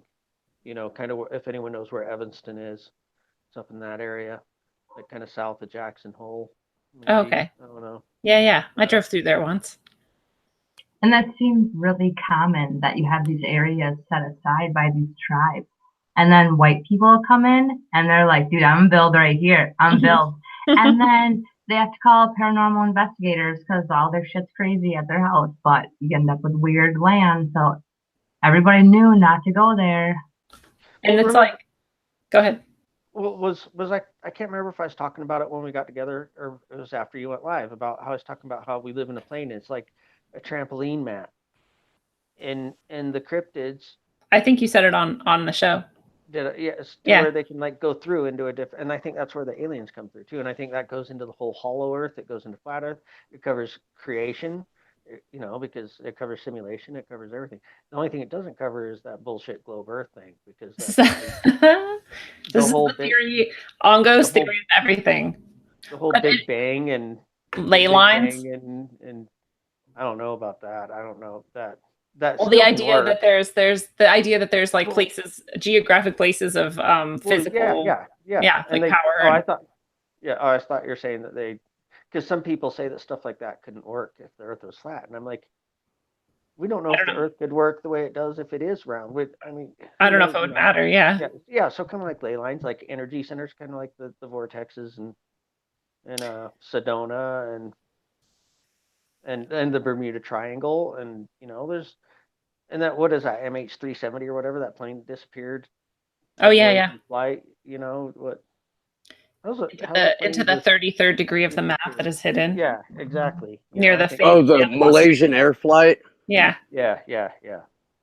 Or it was taken down by a cryptid. Oh, that's actually another type of cryptid, is the little, like, goblins that are on planes and stuff. What are those called? What was that? Twilight like Zone. Fright Night? Twilight Zone, yeah. But it's based on like cryptid sightings. And one that I wanted to bring up too was actually Jeff said that it was called the Ropin, and I've never heard that, but that it's basically like a giant dinosaur flying. It's like an old pterodactyl or something that people still have sightings of, or a thunderbird maybe. Could be. What's the movie that had that in it? It was a Stephen King book. It was a short story hit. That had the Ropin in it, or that thing on the airplane ring. Oh, I can't remember. I think Lindsay nailed it when she said Twilight Zone. Twilight Zone, yeah. And John Lithgow was in the, I swear to God, he was the guy in the plane, wasn't he? Oh shit, John Lithgow comes up again. Right? In the remake in the 80s. Tonight's episode is brought to you by John Lithgow. Because it's Captain Kirk in the original. Mike Shatner. While we were talking about this, I'm kind of freaking out because, like, seriously, something like touched my foot and there is nothing in here. Oh. We like just moved into this house and there's like, and it's basically an empty room. And I don't know what the hell that was. As an energetic person, I usually have to set some sacred space before I delve into a bunch of this stuff. I did that. I do that before every show. And saved. All right. All right, other cryptids you want to bring up? All right, so then what would you guys need? Because like Ongo pointed out, James pointed out, it's really hard to find evidence, and most of it is conjecture and just stories and whatnot. So what would you need to 100% convince you or bring to someone else and 100% convince them that some of these cryptids are real? I need nothing. I 100% believe. But for the general normies, they're going to want a dead body or something in captivity, which I just, my heart can't handle, even whatever. Even if it doesn't have my best interest at mind, I don't want anything caged or killed. Mm-hmm. So be on your own way. Especially like there's that somewhere in Russia, I want to say, there was like a supposed like kind of Bigfoot like creature was captured, and everybody was like, oh, look at and unfortunately it turned out years later, we know now that it was just a person of a different color. Oh, God. Yeah. Oh. So like caging something, you're just like, I don't know. People are dumb. Yeah. Who knows what you're caging or not? Not that. I hope that didn't sound like I think we could cage a human and think it was something else. That's not what I meant. You have like the people, I can't think of it, where they were thought to be werewolves, with the hair everywhere. Can't think of the word, but yeah. Right. I think so. They were caged. Italians. Italian.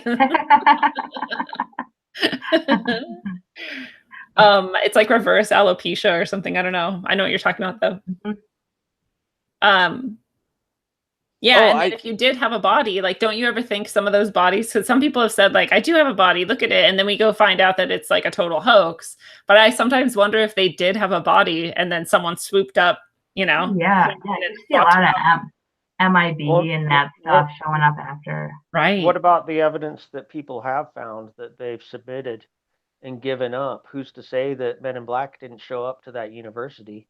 Right. Take it and substitute it with wolf hair or something, So I actually work with a woman named Pearl. Oh my God, Pearl's gonna hate me because I can't remember her last name. Because you're on the air. Shit.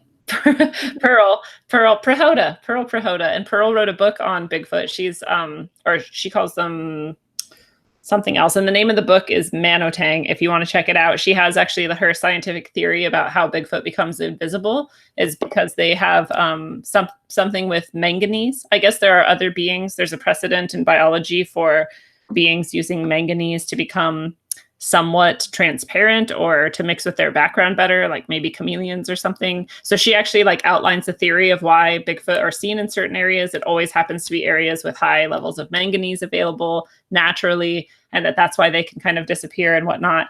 And what was my point? Where did we?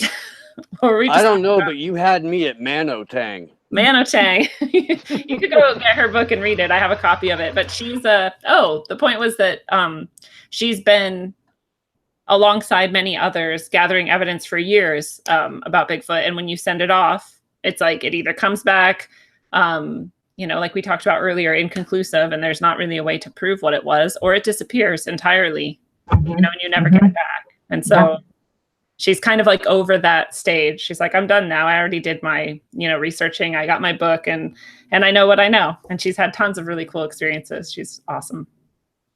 Yeah, I'm not discounting anything. I don't think that that's the right approach. So in terms of what would convince me, it's not what would convince me. It's what do I have in front of me that leads me to the conclusion that this does or does not exist. And I think it's much, much more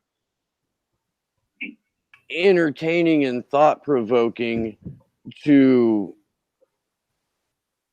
allow space in my consciousness for the existence of some, if not all, cryptids.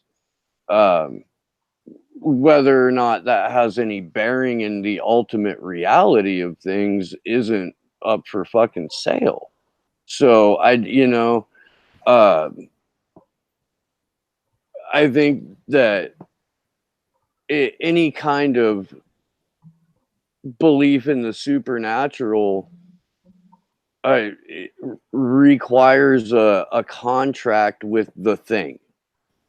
You are giving X amount of you to this thing. So however much of you is available to that, go for it.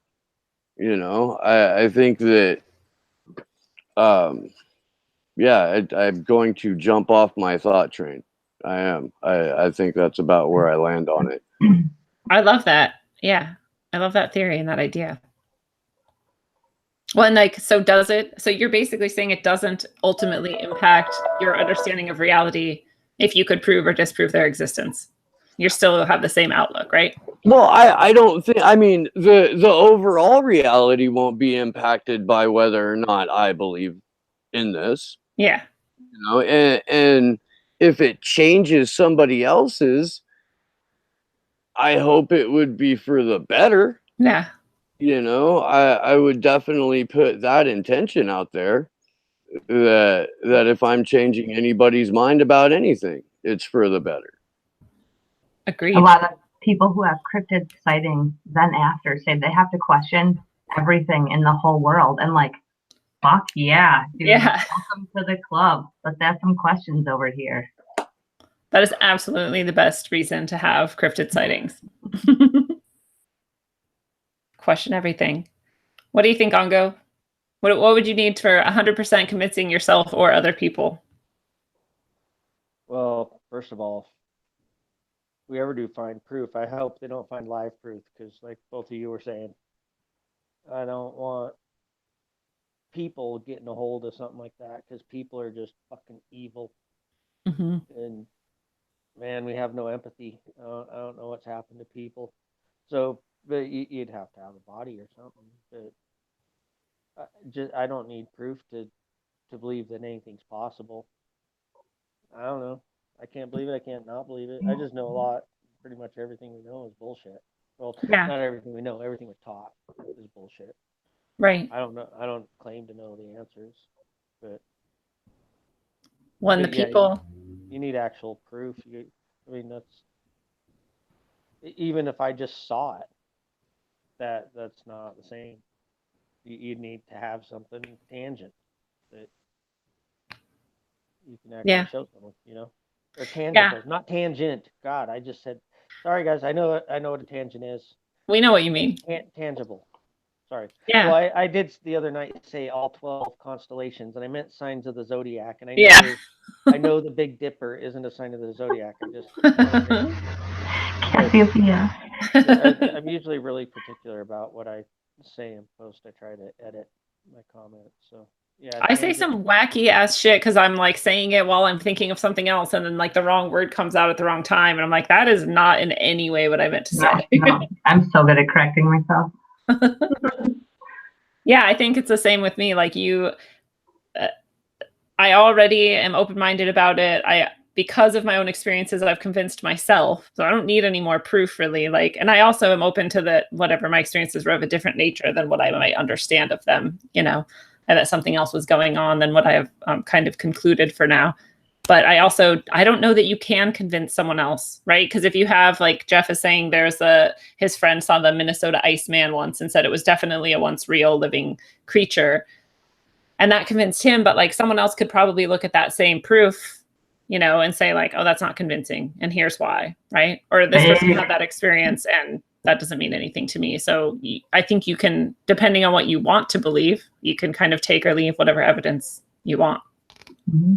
Well, I know that we have major institutions in this country that are founded on perpetuating lies. Right. And they're in the business of bullshitting you. And at some point, when you start to understand that your school has been lying to you, your government has been lying to you, your parents have probably been lying to you, then going out and doing independent research becomes your obligation. Yeah. And neckbeards unite. I forgot to say. Sorry.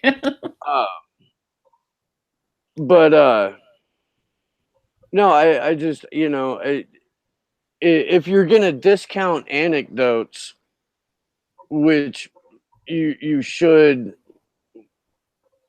up to a point, I you know, if you believe your source to be trusted, their anecdotal evidence can be just as convincing as anything else. And if that's what gets you to looking into other aspects, then good. Yeah. Yeah, that's like seriously the best possible byproduct is that you start questioning everything. And like you said, maybe start questioning all of the many institutions and people that have lied to you your whole life. Yeah, which maybe is a nice segue into what are some of the downfalls of being cryptid enthusiasts? Everyone thinks you're fucking crazy. Yeah, like instant dismissal. Everyone around me is kind of on the same vibe. But they're just really sick of hearing about Dogman and Sasquatch every day. You're like, no, but this time? I know. New story. Yeah, I get like, I don't really talk about it with people because I just assume that they're going to then dismiss everything that I ever say and do. And it's not worth that to me. I don't want to sacrifice that. So unless someone else brings it up, which is why it was so cool to learn that Pearl had written that book. Because I was like, damn, not only is Pearl totally into Bigfoot, she's like published a book about it. She's open about it. And she's researched a bunch of it and had all these really cool theories. So it's nice when you meet someone who you can talk to about it. But otherwise, it's like a hidden part of my life. Oh yeah, you're absolutely right. It's not like, hey, interdimensional shape-shifting and or benevolent force protector beings are probably a thing is something you start a conversation with. Yeah, what do you think? but then you know, like Pearl had the guts to write and publish that book and then say something to me about it, and like it makes me wonder, like, if you were willing, because Lori, who is at a Bigfoot conference I think right now and wishes that she could probably do the show because she is awesomely excited about Bigfoot. She says often that we should talk about more of these things more openly because of that exact thing. Like if someone that you respect, that you consider to have that authority that we kind of touched on earlier, like that helps you kind of believe in something or you know, then that just opens up more. Because what if 80% of the people we know are actually into this and we're all just hiding it from each other? Mm-hmm. I'll ask my patients random questions, just like throw one out there. But because of it, I've heard some like first or secondhand Dogman encounters that were like local, like, oh yeah, my uncle 5 years ago saw a huge wolf and it stood up and went upright and looked him in the eyes. It's like, oh, that was like 7 miles from here. Like that's my ex-boyfriend's house from high school. And I was out there like ATVing and shit. Wow. So, but you find out later. Yeah. And I had heard, I'm in like a Wisconsin Bigfoot group, and a hunter said, hey, I'm hearing these vocalizations, tree knocks. I'm at the Cedarburg bog, and I'm like, dude, that's like 3 miles from my house. So I'm all like excited about that. And then one of my patients comes in, and I know his dad owns like an auto body. And I was like, hey, dude, has your dad ever said he heard anything weird out there? And he's like, yeah, he has heard some weird noises out there and seen some things running.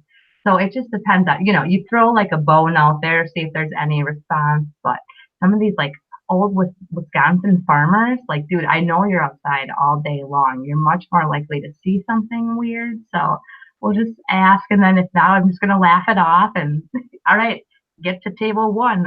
Yeah. Just a normal part of your everyday conversation. That's right. Throwing it in there. You're so damn adorable. I can't even like pay attention to what you're saying. Just keep watching you talk. Like, holy shit, I have a hard time paying attention to either of you. See, that's why I said she's angelic. Yeah, well, both of you guys have these mannerisms, and I can't stop watching. Like, you both do these things, and I'm like, I just lose myself watching you instead of listening to all the knowledge that you have. It's actually really, you know, kind of shallow on my part, but. I like that you understand that. This is part of why we keep you around too, Ongo, is that you flatter us. So ain't no problem there. People like to be told that they're pretty. It's true. Or smart too, either way, you know. Well, smart. I've been kind of sharing a little bit of my online dating shit with you guys that women don't necessarily really want what they say they want. Put it all out there. Out there. It's like just put it all out there. Be like, hey, I'm into conspiracies and cryptids, and I want to talk to you about chemtrails. So let's go get coffee. Yeah. Be totally transparent. Like that's how you can have intimacy. Yep. Be you. For real. Let your grandkids get vaccinated. I fell in love with my current boyfriend almost 100% because he brought up a shamanic journey that he had done. And I was like, all right, that's it. I'm in love with you. Let's do this thing. It just so happened to be a good decision. Yeah. That totally sounds like a pickup line at a Renaissance festival. Like, so this shamanic journey I went on. Yeah. No, that's a part of my background. I did Renaissance festivals throughout the country for a number of years. Dude, did you ever do one in oh shoot, like Puyallup or that area in Washington? No. Okay. No. Arizona, Texas, Colorado, Minnesota, North Carolina, and right outside of New York City. Cool. Yeah. I've only been to one. It was fun. I've never been to one as a patron. Just as a I had never been to one before I started working for one. You just got thrust into the scene. I was living in Sandy, Oregon, and I was working at Paola's Pizza, and it sucked. And my roommate had some road dick who came up to. What is that? Are you talking about Roadhead? No. Like a dude that when she would go out and do Renaissance festivals, she'd go to like 3 or 4 shows, and this is the dude that she would bang. Okay, got you. It was a roadcock. Okay. And so her roadcock came to stay with us for the winter because you don't work in the winter when you do like 5 shows a year. Yeah. And before he was getting ready to leave, my hours had got cut, and he said, do you like your job? No. Have you fallen in love recently? No. Get in the fucking truck. So I did. Like literally right then, and then you went and became like the next day. Yeah. That's so awesome. And I wound up in Apache Junction, Arizona. All right, I know we're supposed to be talking about cryptids, but let this be a life lesson to everyone that if you're open to spontaneity, the universe can do some really cool shit. That's pretty damn true. 180s. Life lessons from Steve. It also can lead to a lot of bad things too. It might. You gotta roll those dice sometime. I am also available to be anyone's power of attorney. I thought you were gonna say you're available to anyone's road dick. No. I will give up road dick for power of attorney. I got you. Okay, it took me a while to figure out exactly what that meant, and I understand now. And you know what? The more money you have, the more I'll do. You know. I am really shocked that you haven't brought up Bigfoot's genitalia yet. I told you I'd respect your show. Oh, that was very, very nice of you.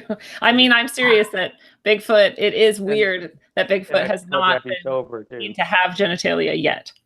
Well, you know, I did talk about Bigfoot in a Speedo, didn't I? You did, which is just like an allusion to the fact that no one's ever seen his junk or hers.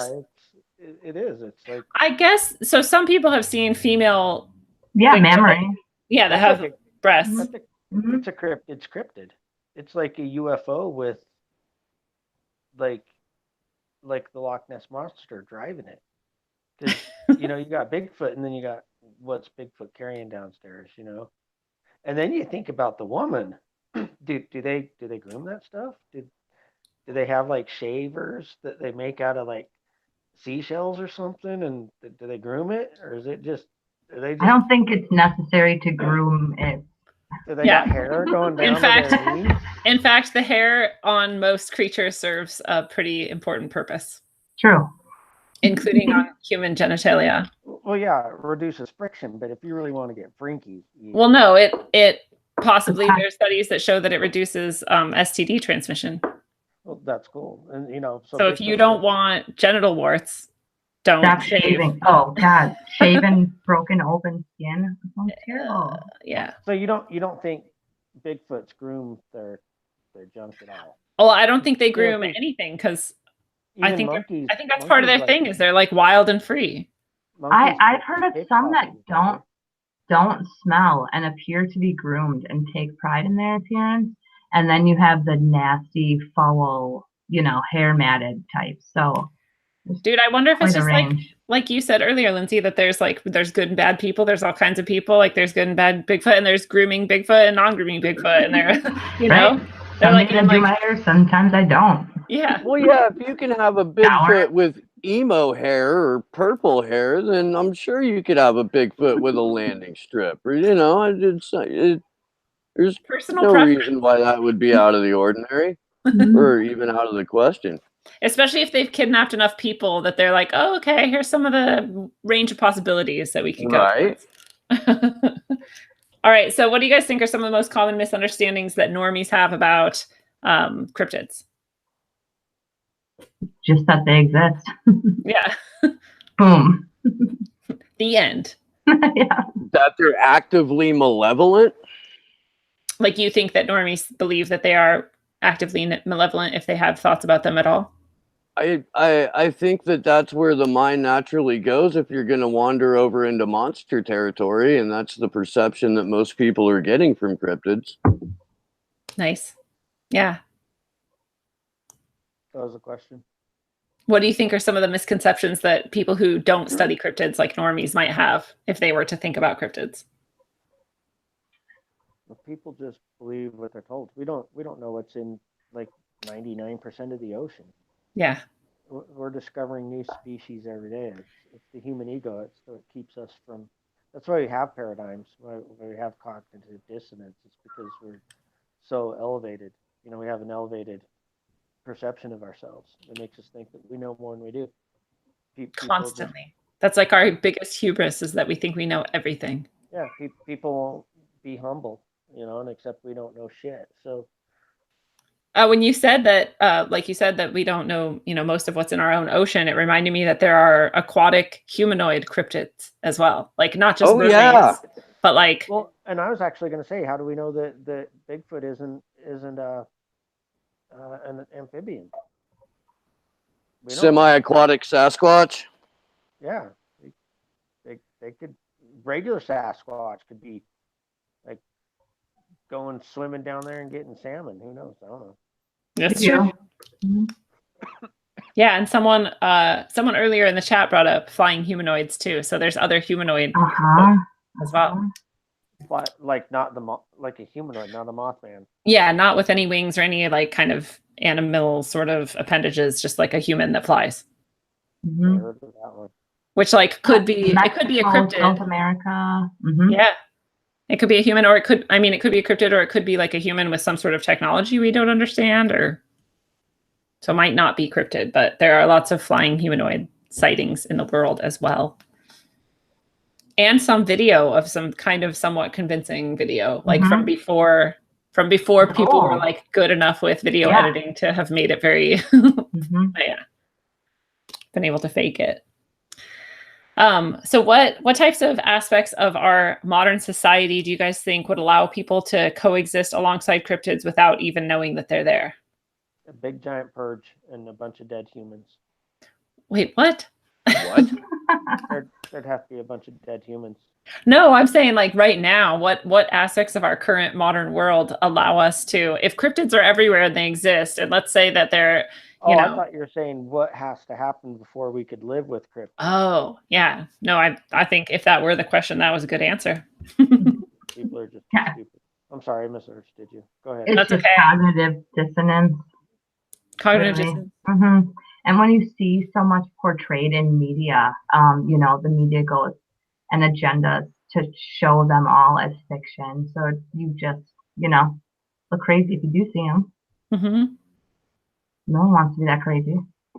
Oversaturation of digital stimulus to the point of distraction and even depression in a ridiculous number of people.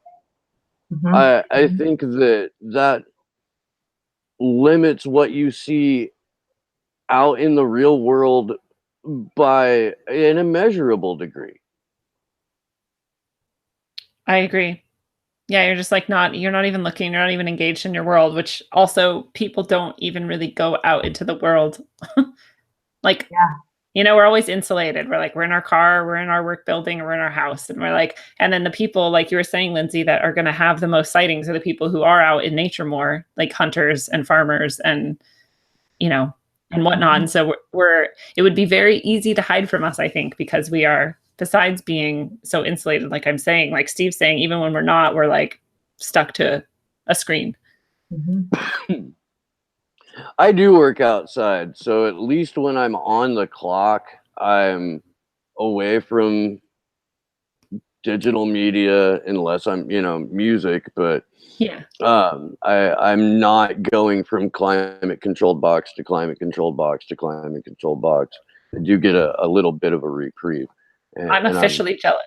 I'm grateful for it. I am. Yeah, that's cool. So have you had any experiences? Not. I mean, I've definitely been weirded out by a presence of some sort, but we've got mountain lions. We've got a lot of coyotes. There are predator animals out here. But again, I live in the sleeping place, so who knows what is actually creeping up on us in the woods. And I'm sandwiched in between 3 state parks and the ocean. Oh, wow. So there's a fair amount of wilderness here.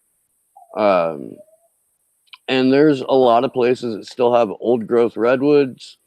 Not a lot, but enough. There's a presence here, 100%. Yeah. So I'm glad you brought that up, because that feeling of dread that we're talking about, we are animals too, and we allegedly evolved here on this planet. And so we would be possibly very aware, subconsciously at least, even of predators approaching us. And so you might have a feeling of dread from a very normal, easily explainable, normie sort of thing, like a cougar or a bear. So I'm glad you brought that up. Well, I mean,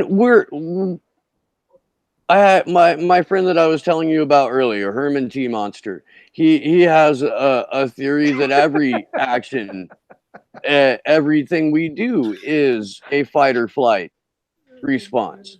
Everything. So if you're the prey, if you're sensing that you're the prey, you're probably going to experience the flight end of that base vibration. And you're going to check out. I'm tying it all in. I am. Why are you laughing so hard, Ongo? His friend Herman J. Monster. Herman T. Monster. Herman T. Monster. Herman T. I thought I said Herman Munster. Your name is Ongo. You're not allowed to laugh. Right? You'll make fun of somebody's fake name. Have you ever had any experiences, Ongo? With cryptids? Yeah. Or that maybe were cryptids? No. I have with ghosts, but not a cryptid. But like I said, I've been out in the woods before where I've gotten weird, scary feelings where you just feel good, or you don't feel good and you got to turn around. But that's also in places where there's black bears and cats, so big cats. So it could be either. I don't know, just like a feeling like you're out in the middle of fucking nowhere and it's just not cool, and you're like, I don't feel safe, and I know I could be stranded in the woods for a while, and I know how to live in the woods. We learned that here, that's how we grow up. When I went to basic training, I already knew everything I needed to know in basic training because I learned it in the scouts. I was already a marksman. I already knew land navigation. That's how we live here. But sometimes you just go out in the woods and just get a bad feeling. And sometimes you go out and get really good feelings too. It's just different. But sometimes I've just been out there where you just get creeped out and you just, I don't know. I can't attribute. And like I said, it's either allegory or anecdote. It's nothing you can put your finger on. But yeah. It doesn't make it any less real to that person that experiences it. So I've never seen anything, but I believe that something can be there. I mean, the possibility, it's impossible that they can't exist. Why? I think. Because anything's possible in any amount or any, how they say from any given point in time, an infinite amount of things can happen. So it's actually statistically impossible that there isn't somewhere some reality where they don't exist. It's statistically impossible that anything doesn't exist. Exactly. Yeah. If you can think of it, it could be there somewhere. So I don't know. I think they say if it exists, there's a porn category for it. Is there a porn category for cryptids? I don't know. I know there is not one for ethical capitalism. I don't. I don't know that there's a category, like, for example, on Pornhub, but I do know that there is a growing industry of writing like not fantasy. What am I talking about? Like romance novels with cryptids. Erotica. Erotica, thank you.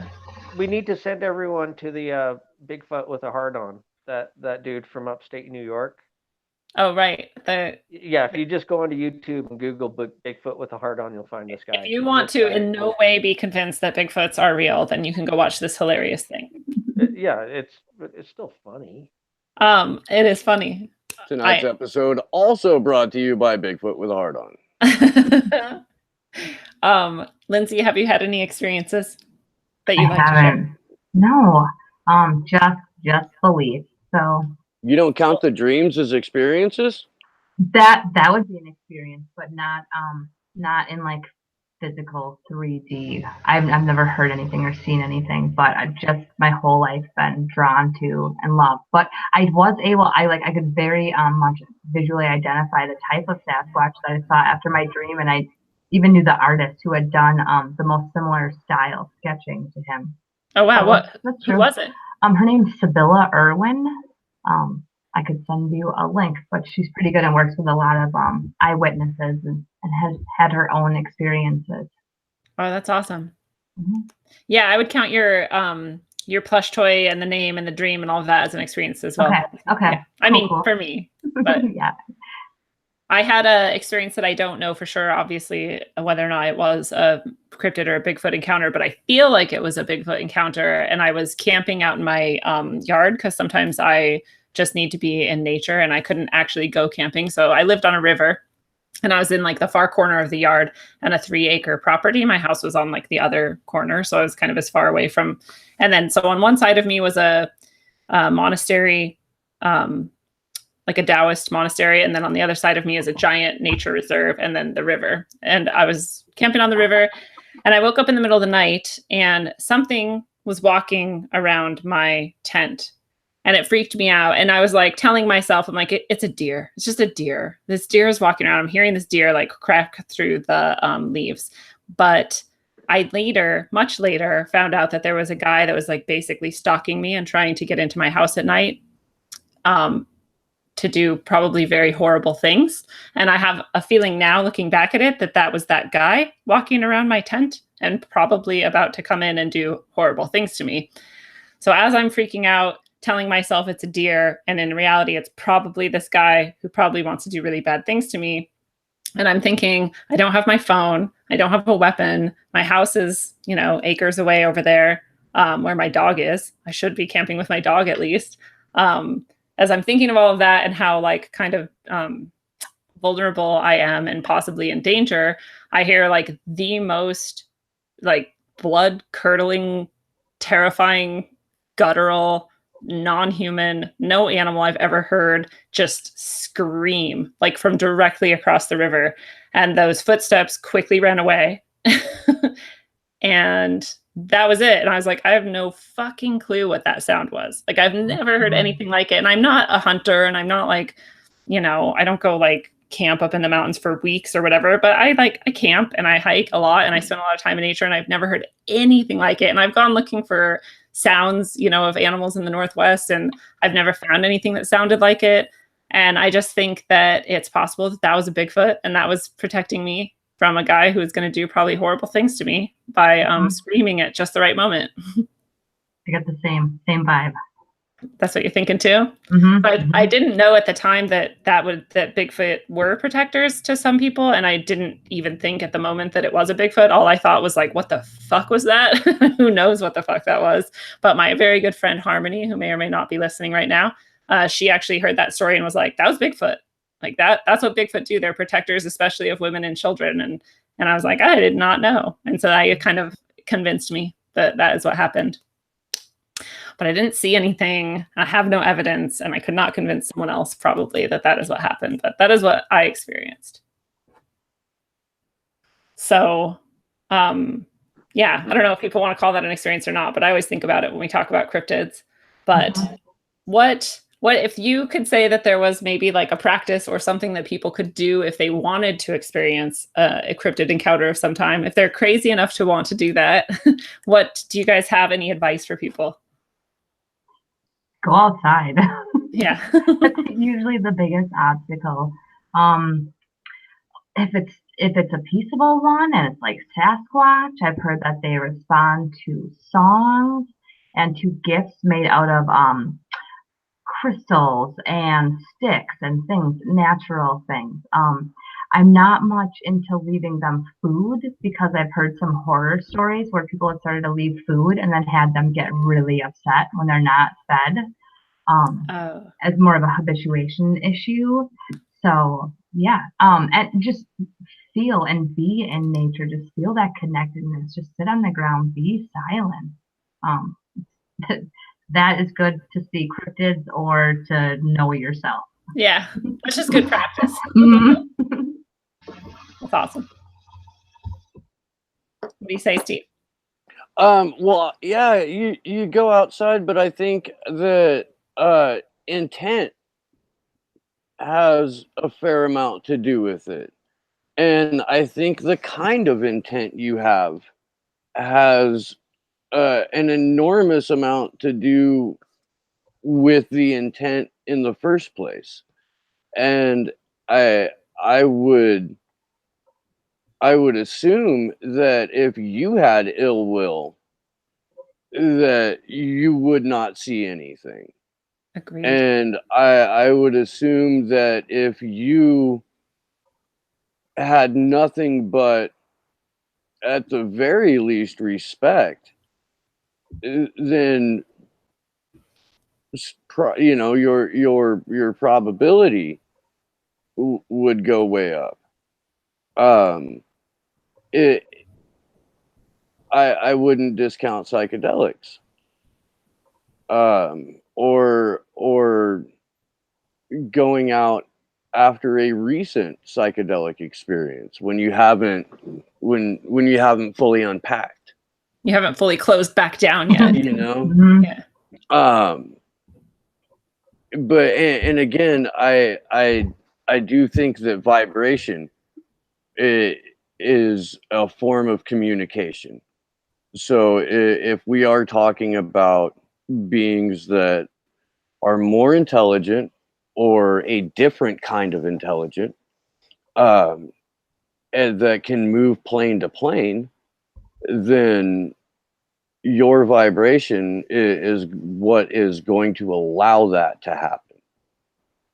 If we're talking about a cause effect thing, I think it would come down more or less to your vibration as a form of communication.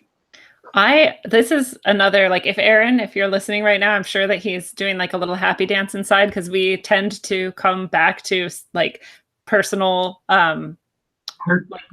I don't know, growth, well-being, responsibility, like every time, every episode we do, no matter what. And I don't plan it to be that way. Like that just is what our group team seems to do with any subject, because, like Lindsay said, if you're going to go out and meditate, like that's just going to be good for you either way. Or, if you're going to like be one with nature, that's going to be good for you either way. And if you're going to go out with positive intention of respecting, other beings of goodwill, then that's going to be good for you either way. If you're going to put down your screen so you can be more engaged with life and reality and question it more, then that's going to be good for you either way. What do you think, Ongo? Do you have advice for people who might want to have experiences? If I knew the answer to that, I would have proof. You would have more experiences. We all would. Well, it's a question of like how much you want to, though, because when that happened to me, I was like, I kind of am terrified and want to like pee my pants. I'm not going to recommend it to other people.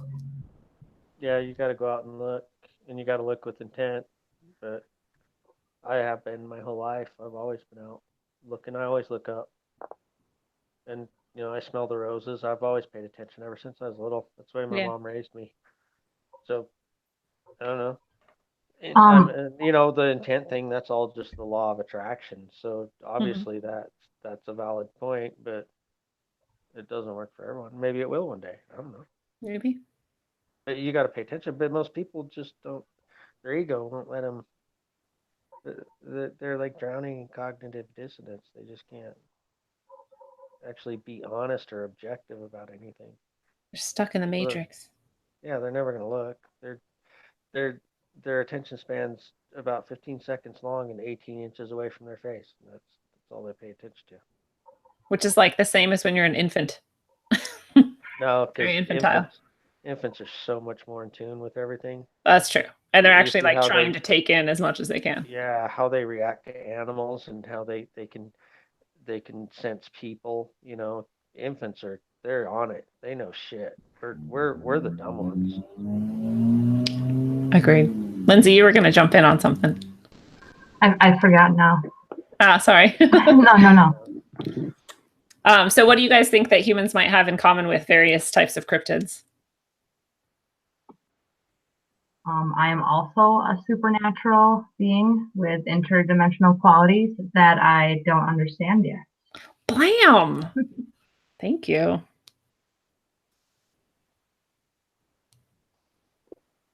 What do you guys think? If people think that they should be afraid of cryptids, then we share malice with them because they should be afraid of us. Do you want them to be afraid of us? If anyone ever sees a Bigfoot, and they're armed, that poor Bigfoot's dead. No, because if you listen to the stories, you basically can't shoot a Bigfoot. Well, like I don't know whether they're like phase in and out of this reality or if they're just not actually physical, but like you shoot them and nothing happens. That goes into all the multidimensional stuff. But, yeah. If that isn't the case, then if we do have our chance, someone's going to kill it. I believe. Live. I think that's why they're so good at hiding already.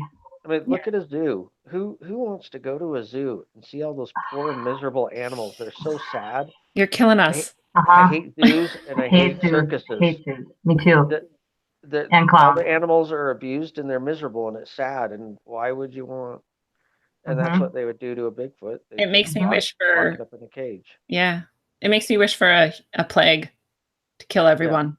Yeah, like when I misunderstood your question and I said we need a purge because people are just yeah. We're not actually eugenicists here. We just really like to protect the innocent. Well, people just the human race is a scourge. We're just like we're horrible beings. Yes, I was telling everybody about my before the show started. I was telling you guys about my encounter on the highway with a mama deer and a baby deer, and none of the humans would stop and let them cross the road. And I got out and stopped traffic and started screaming at people and calling them assholes and asking them what the fuck was wrong with them, like a crazy person. Because I was like, "It's a fucking baby deer, you maniacs! Like, what is wrong with you? Let it cross the fucking road." To, like take it home and just hold it, because does are the cutest thing on the planet. They're precious, and how could you not stop for one? I just don't get it. Fawns, I mean, fawns, yeah, they're adorable. They're the does will kill you. No, they're cute. Yeah, a doe will stomp your ass. It can, yeah, it can. People up. I saw this video one where it attacked a border collie, and it was the most horrible thing because this poor dog just wanted to play, and it was just like ba ba ba ba ba. Yeah, the doe it had a fawn with it, and it went nuts, and it just trampled this poor dog. And their little hooves. Their video in it, and I'm like, that poor dog is going to get killed, and all it wanted to do is just play. And I love border collies, so it really pissed me off. I have that. I don't know why we're suddenly talking about all the horrible things that humans do, because we're supposed to be talking about what we have in common with cryptids. But maybe this is what I don't know. Maybe cryptids are also horrible. But I was going to suggest self-awareness. Oh, nice. At least the ability to communicate on some level, but also creativity. Good point. At least on more than one occasion, a sense of humor. True. I just remembered something. I mean, I know you're trying to close out, and this is totally sidetracking. Oh, you're good. We still have some more questions. I have a personal story. Do it. My brother and I were snorkeling in Lake Mojave, it's a reservoir on the Colorado, in between Lake Mead and Lake Havasu. And we're off in a little we're often a little finger, like a little where the water goes back, into a canyon kind of thing. And we're back there snorkeling, and the water was really clear, it was really warm, it was sandy bottom, about 14 feet deep, and sorry, I just drank some beer. You're fine. I was on the side of there's total cliffs on the side. So I was off on the side, adjusting my mask on this little ledge. My brother comes up screaming. And I swim out there to find out what's going on. And we swim down to the bottom. And I was 14 at the time. So I was probably 125, 130 pounds. And that fish was easily as big as I was. And it looked like, if you guys have ever had a fish tank, they called them algae suckers, a plecostomus.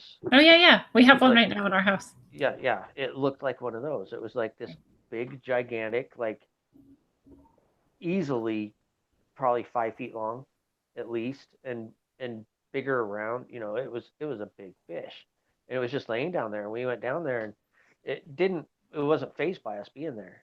And my brother finally reached out and touched it, and then it took off and it disappeared. Because you're kind of like, is it real? Is it like a plastic? Like, what is it? He'd lived down there for years. This is back in the mid 80s, and he moved there in the late 70s, and apparently he had a boat forever, and he just talked to people over the years. And there's a legend of fish there. Some people say they kind of look more like a sturgeon, which that's another cryptid that you talk about, like lake monsters. There's the people that say there's sturgeons out there. They're like 50 feet long or some crazy. Yeah. Stuff. Well, that's what I was wondering. I saw this thing, and it was huge. It was huge, and it's not anything that they say they call it a river sturgeon, I think, that because there's old fishermen that have seen it and they've tried to.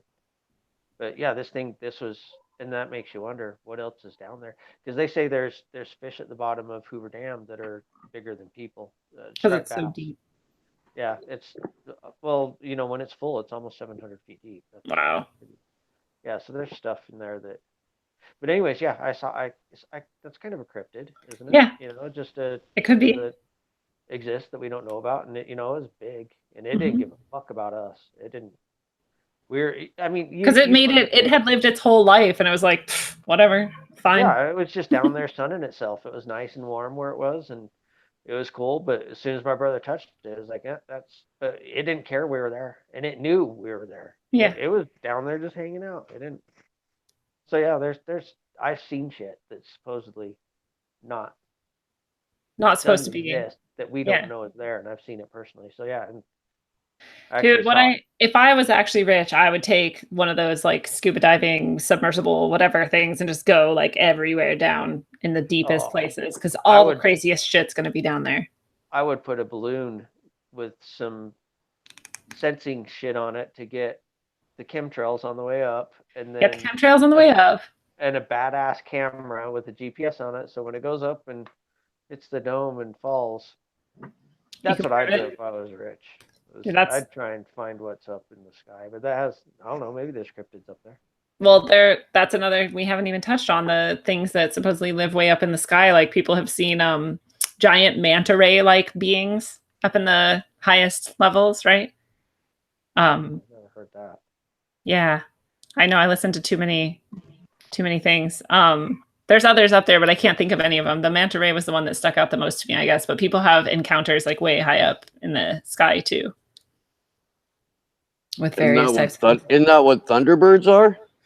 Well, thunderbirds are just supposed to be giant, like birds of prey almost, but like huge, like 30-foot wingspans or who knows what. And then some people wonder if thunderbirds are like pterodactyls or ropen that are being like misidentified because they're just like huge old dinosaurs that just still happen to exist. But people are thinking that they're like eagles or hawks or whatever. Did that make any sense? Yeah. Mm-hmm. All right. To me, it sounded like a garbled bunch of mumbling. No, that's great. So what would it matter if we never knew for sure if cryptids are or what they're doing? Or does it matter? What does it matter what we think anyways? Good answer. Really, none of it really fucking matters. It's all about what we think, and what we think doesn't matter. So we just get back to Nietzscheism or whatever, nihilism. Yeah, exactly. Well, I don't. mean to sound like that, but it actually, you have a hard time trying to argue against it. Well, if you're trying to like get to a place where you're egoless, you would have to admit that what you think does not matter. And yet at the same time, what you think matters entirely. Exactly. It depends on how you're thinking, because, we believe we can change stuff with our thought, but then we also believe that if, I don't know, it depends on your perspective and what you do with it. It's a paradox that both are true at the same time. Yeah, but really, when it boils down to it, really it doesn't matter. It's like it or not, it's not going to change their existence one way or the other. Whether they do or don't exist, it doesn't matter whether or not you believe it. It's like Morla says, nothing really matters. Morla's right. What do you guys think? Does it matter if we ever know what cryptids are, what they're doing? No. Same. Yeah. Yeah, I don't see why it would. Yeah.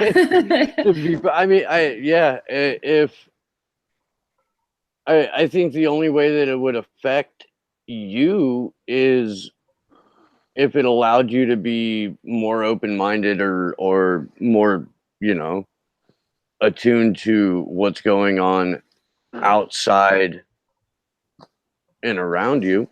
Yeah. Yeah, I sometimes think like that really is their whole purpose of existing, is to wake people up, which sounds really self-centered. No, I've said that they're omens. They're here to bring a change, a message a lot of times. Which is why I think I've never seen one. I'm already like, you already got the message. Receptive. Yeah, I don't need to see it, I guess. That's awesome. Damn it. I don't want to see Dogmen though. Just more of the Sasquatch or like something flying around me, but yeah, far away there. Yeah, Chicago Mothman. 2 hours. All right, so what are your guys's, or is there anything you guys wanted to talk about with cryptids that we didn't touch on yet? I have one really fascinating thing about cryptid psychological warfare, and I found that in 1947. The Philippines were having all these issues with rebel forces, like taking over areas. So they begrudgingly asked the U.S. to help, and the U.S. Sent in 8 special ops guys. And what these guys did is they studied the local lores and the legends, and they found there was a vampire-type creature. So they got to the Philippines. They devised like this special double puncture weapon tool. They'd grab one of the rebels, they'd puncture his neck, they'd hang him to dry so he'd be bloodless. Then they'd take him back to the rebel base, while at the same time spreading rumors of this vampire being sighted. And through, psychology, they were able to have them retreat and take back that space. And I thought that was fascinating. And that's 1947. We've been studying this for a little while if they use that as warfare back then. That's a weird fucking year. 1947, a lot of crazy shit happened. Weird. So like that makes me just think about when we were talking about the curses and different Native American tribes, like the Utes and the Crow, saying like, don't go into these areas. And if like we were using this as a psyop in a more modern time, like I wonder if it could also have been a psyop in a past time of like, maybe they just knew, I don't know, maybe they had like something else going on down there. Maybe they like knew there was something else, but they had to like keep people away from it. So they're like, yeah, totally, it's cursed. Like, don't go there. But then look at like The Village, the movie The Village, Yes. Totally. So like, but then if you're like, if you know that, your thoughts affect reality and your mind forms become things, then, and like tulpas or whatever, like if you put more energy into this thought pattern, then it's going to become more and more real. So enough people like believe in it over time that now we're like manifesting Bigfoot and fucking cryptids all over the place. Yeah. And what is the karma you get from impersonating a vampire? Like, I don't want to entangle myself with that energy. That's crazy. Oh, God. That's funny. That was funny. Yeah. Well, excellent addition there. So as we're going to wrap up, what are your guys' final words on cryptids that you'd like the listeners in the Eyes Open Facebook group, Corey Sharman YouTube live stream, and those listening later through the Rogue Ways podcast to know or think about cryptids? I cheated and I said, keep your eyes open. That's always the best advice. Again, for world or whether you're out there, just keep your eyes open, have awareness, trust your instincts and your gut intuition. And yeah, we're not always the top apex predator or spiritual creature around. Nice. Never discount the possibility that these things aren't real. There's more, you get more out of, at least I think you get more out of having that kind of experience yourself, or at least that feeling. I think in the long run, as a human, you get more out of having that experience of opening yourself to that experience. So never shy away from the possibility. Nice.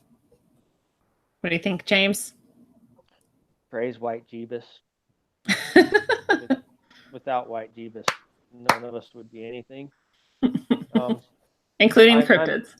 I'm wondering if there's at least 7 people listening to this, then I have the biggest audience I've had since I was banned from the Walmart on 21st Street. Wait, you get banned from physical places too? Oh yeah. That lady's trying to get me to eat those free samples of chunky soup, and I'm like, that shit is a dog food. And you take the label off of a can of chunky soup and a can of dog food, and it's exactly the fucking same. And apparently, you can feed people dog food and call it chunky soup. It's fine, but if you try and force feed some lady in Walmart a can of dog food, it's considered assault. Yeah, and you end up in jail for it. So as long as there's more than 7 people listening, I got my biggest audience ever. You got 13 right now, so live it up. Yes, and I'm not in handcuffs. You doubled your audience. Hell yeah, 13 though. That's some occultic shit right there. I'm happy to be a part of this momentous moment for you in this circle. It's 17 total though, because there's the 4 of us. The whole cryptid thing, they're badass. And you take this out into like infinity, and it's who knows how many. Like this, we've got up into the hundreds for some of these shows and views. Really. So sorry to drop that on you while you're live, but that happens. Well, yeah. I asked you about the private jet and the green room and all that, and you never got back to me. I know. I don't have the budget yet. It's coming. Oh, okay. No, actually, let's hope it never comes, because that means bad things are happening. Right? No, not if you have enough money to get me cocaine and prostitutes. Isn't that that's why we're in this? Yeah, but then that means I've gotten the tap.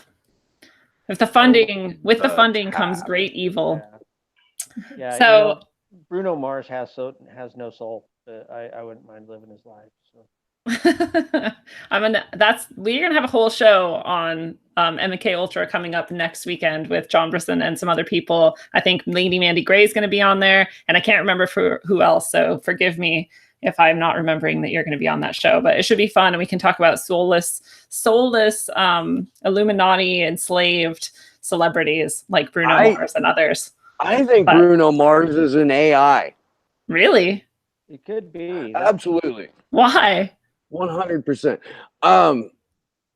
Because there's nothing genuine about it. I've never paid it's an amalgamation of every popular pop figure over the last 30 years. Dude. And all of the chord progression, the songwriting, all of it is just an amalgamation of other pop stars, as well as his physical appearance, which is and his style. Yeah. Wow. Yeah. Well, yeah. That's so interesting. He's the new Michael Jackson, but you can't say the guy doesn't have talent, because he's incredibly talented. Yeah. The guy can. Well, would you write a shitty program for that? Yeah. Well, yeah, it does seem kind of mechanical. I see what you're saying. It's interesting because we have those projections of like holograms or whatever, like Tupac, and it's like kind of fizzy and fuzzily, and it's like flipping in and out, like as though we don't have the technology to make like 3D, like render like perfect hologrammatic images that you wouldn't be able to tell the difference from that and something physical. Do you know what I mean? Absolutely. Like our technology is totally there. We're just like, we're not really allowed to know it. So he could actually be like a hologrammatic AI, whatever. Who knows? Could be. See, we had people all through this episode. They're like, yeah, cryptids might be real. And then we just said that and they're like, man, these people are crazy.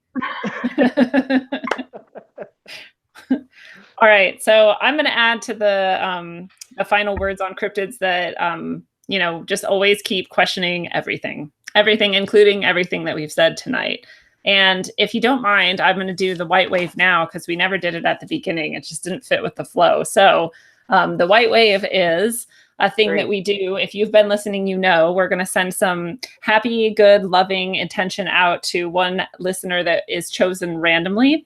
They've submitted their intentions ahead of time. And so we're going to visualize whatever their intention is and try to help them achieve that, not just try to help. We have 100% success rate. So we are going to help achieve this end. So I am going to do a little drumming to help send the energy out into the universe even more. And everyone listening, all the people listening live right now on the YouTube, or people listening later through Stitcher and iTunes can also join in. Time is no barrier. And everyone here tonight on the show, if you would like to visualize with us, you may. And if you don't want to, you also don't have to. That's also cool. So I'm going to have Lindsay choose a number between 1 and 3 for me. Number 2. All right, so we are going to visualize Kelly Spitzer's boyfriend, Brian, healing from Hodgkin lymphoma. Ooh, this is a good one. Excellent. So we're going to visualize him healthy, with flowing blood throughout his body, full of vitality, well in every way, and surrounded in abundance. That's what we're going to visualize right now. We'll do a little drumming as we visualize.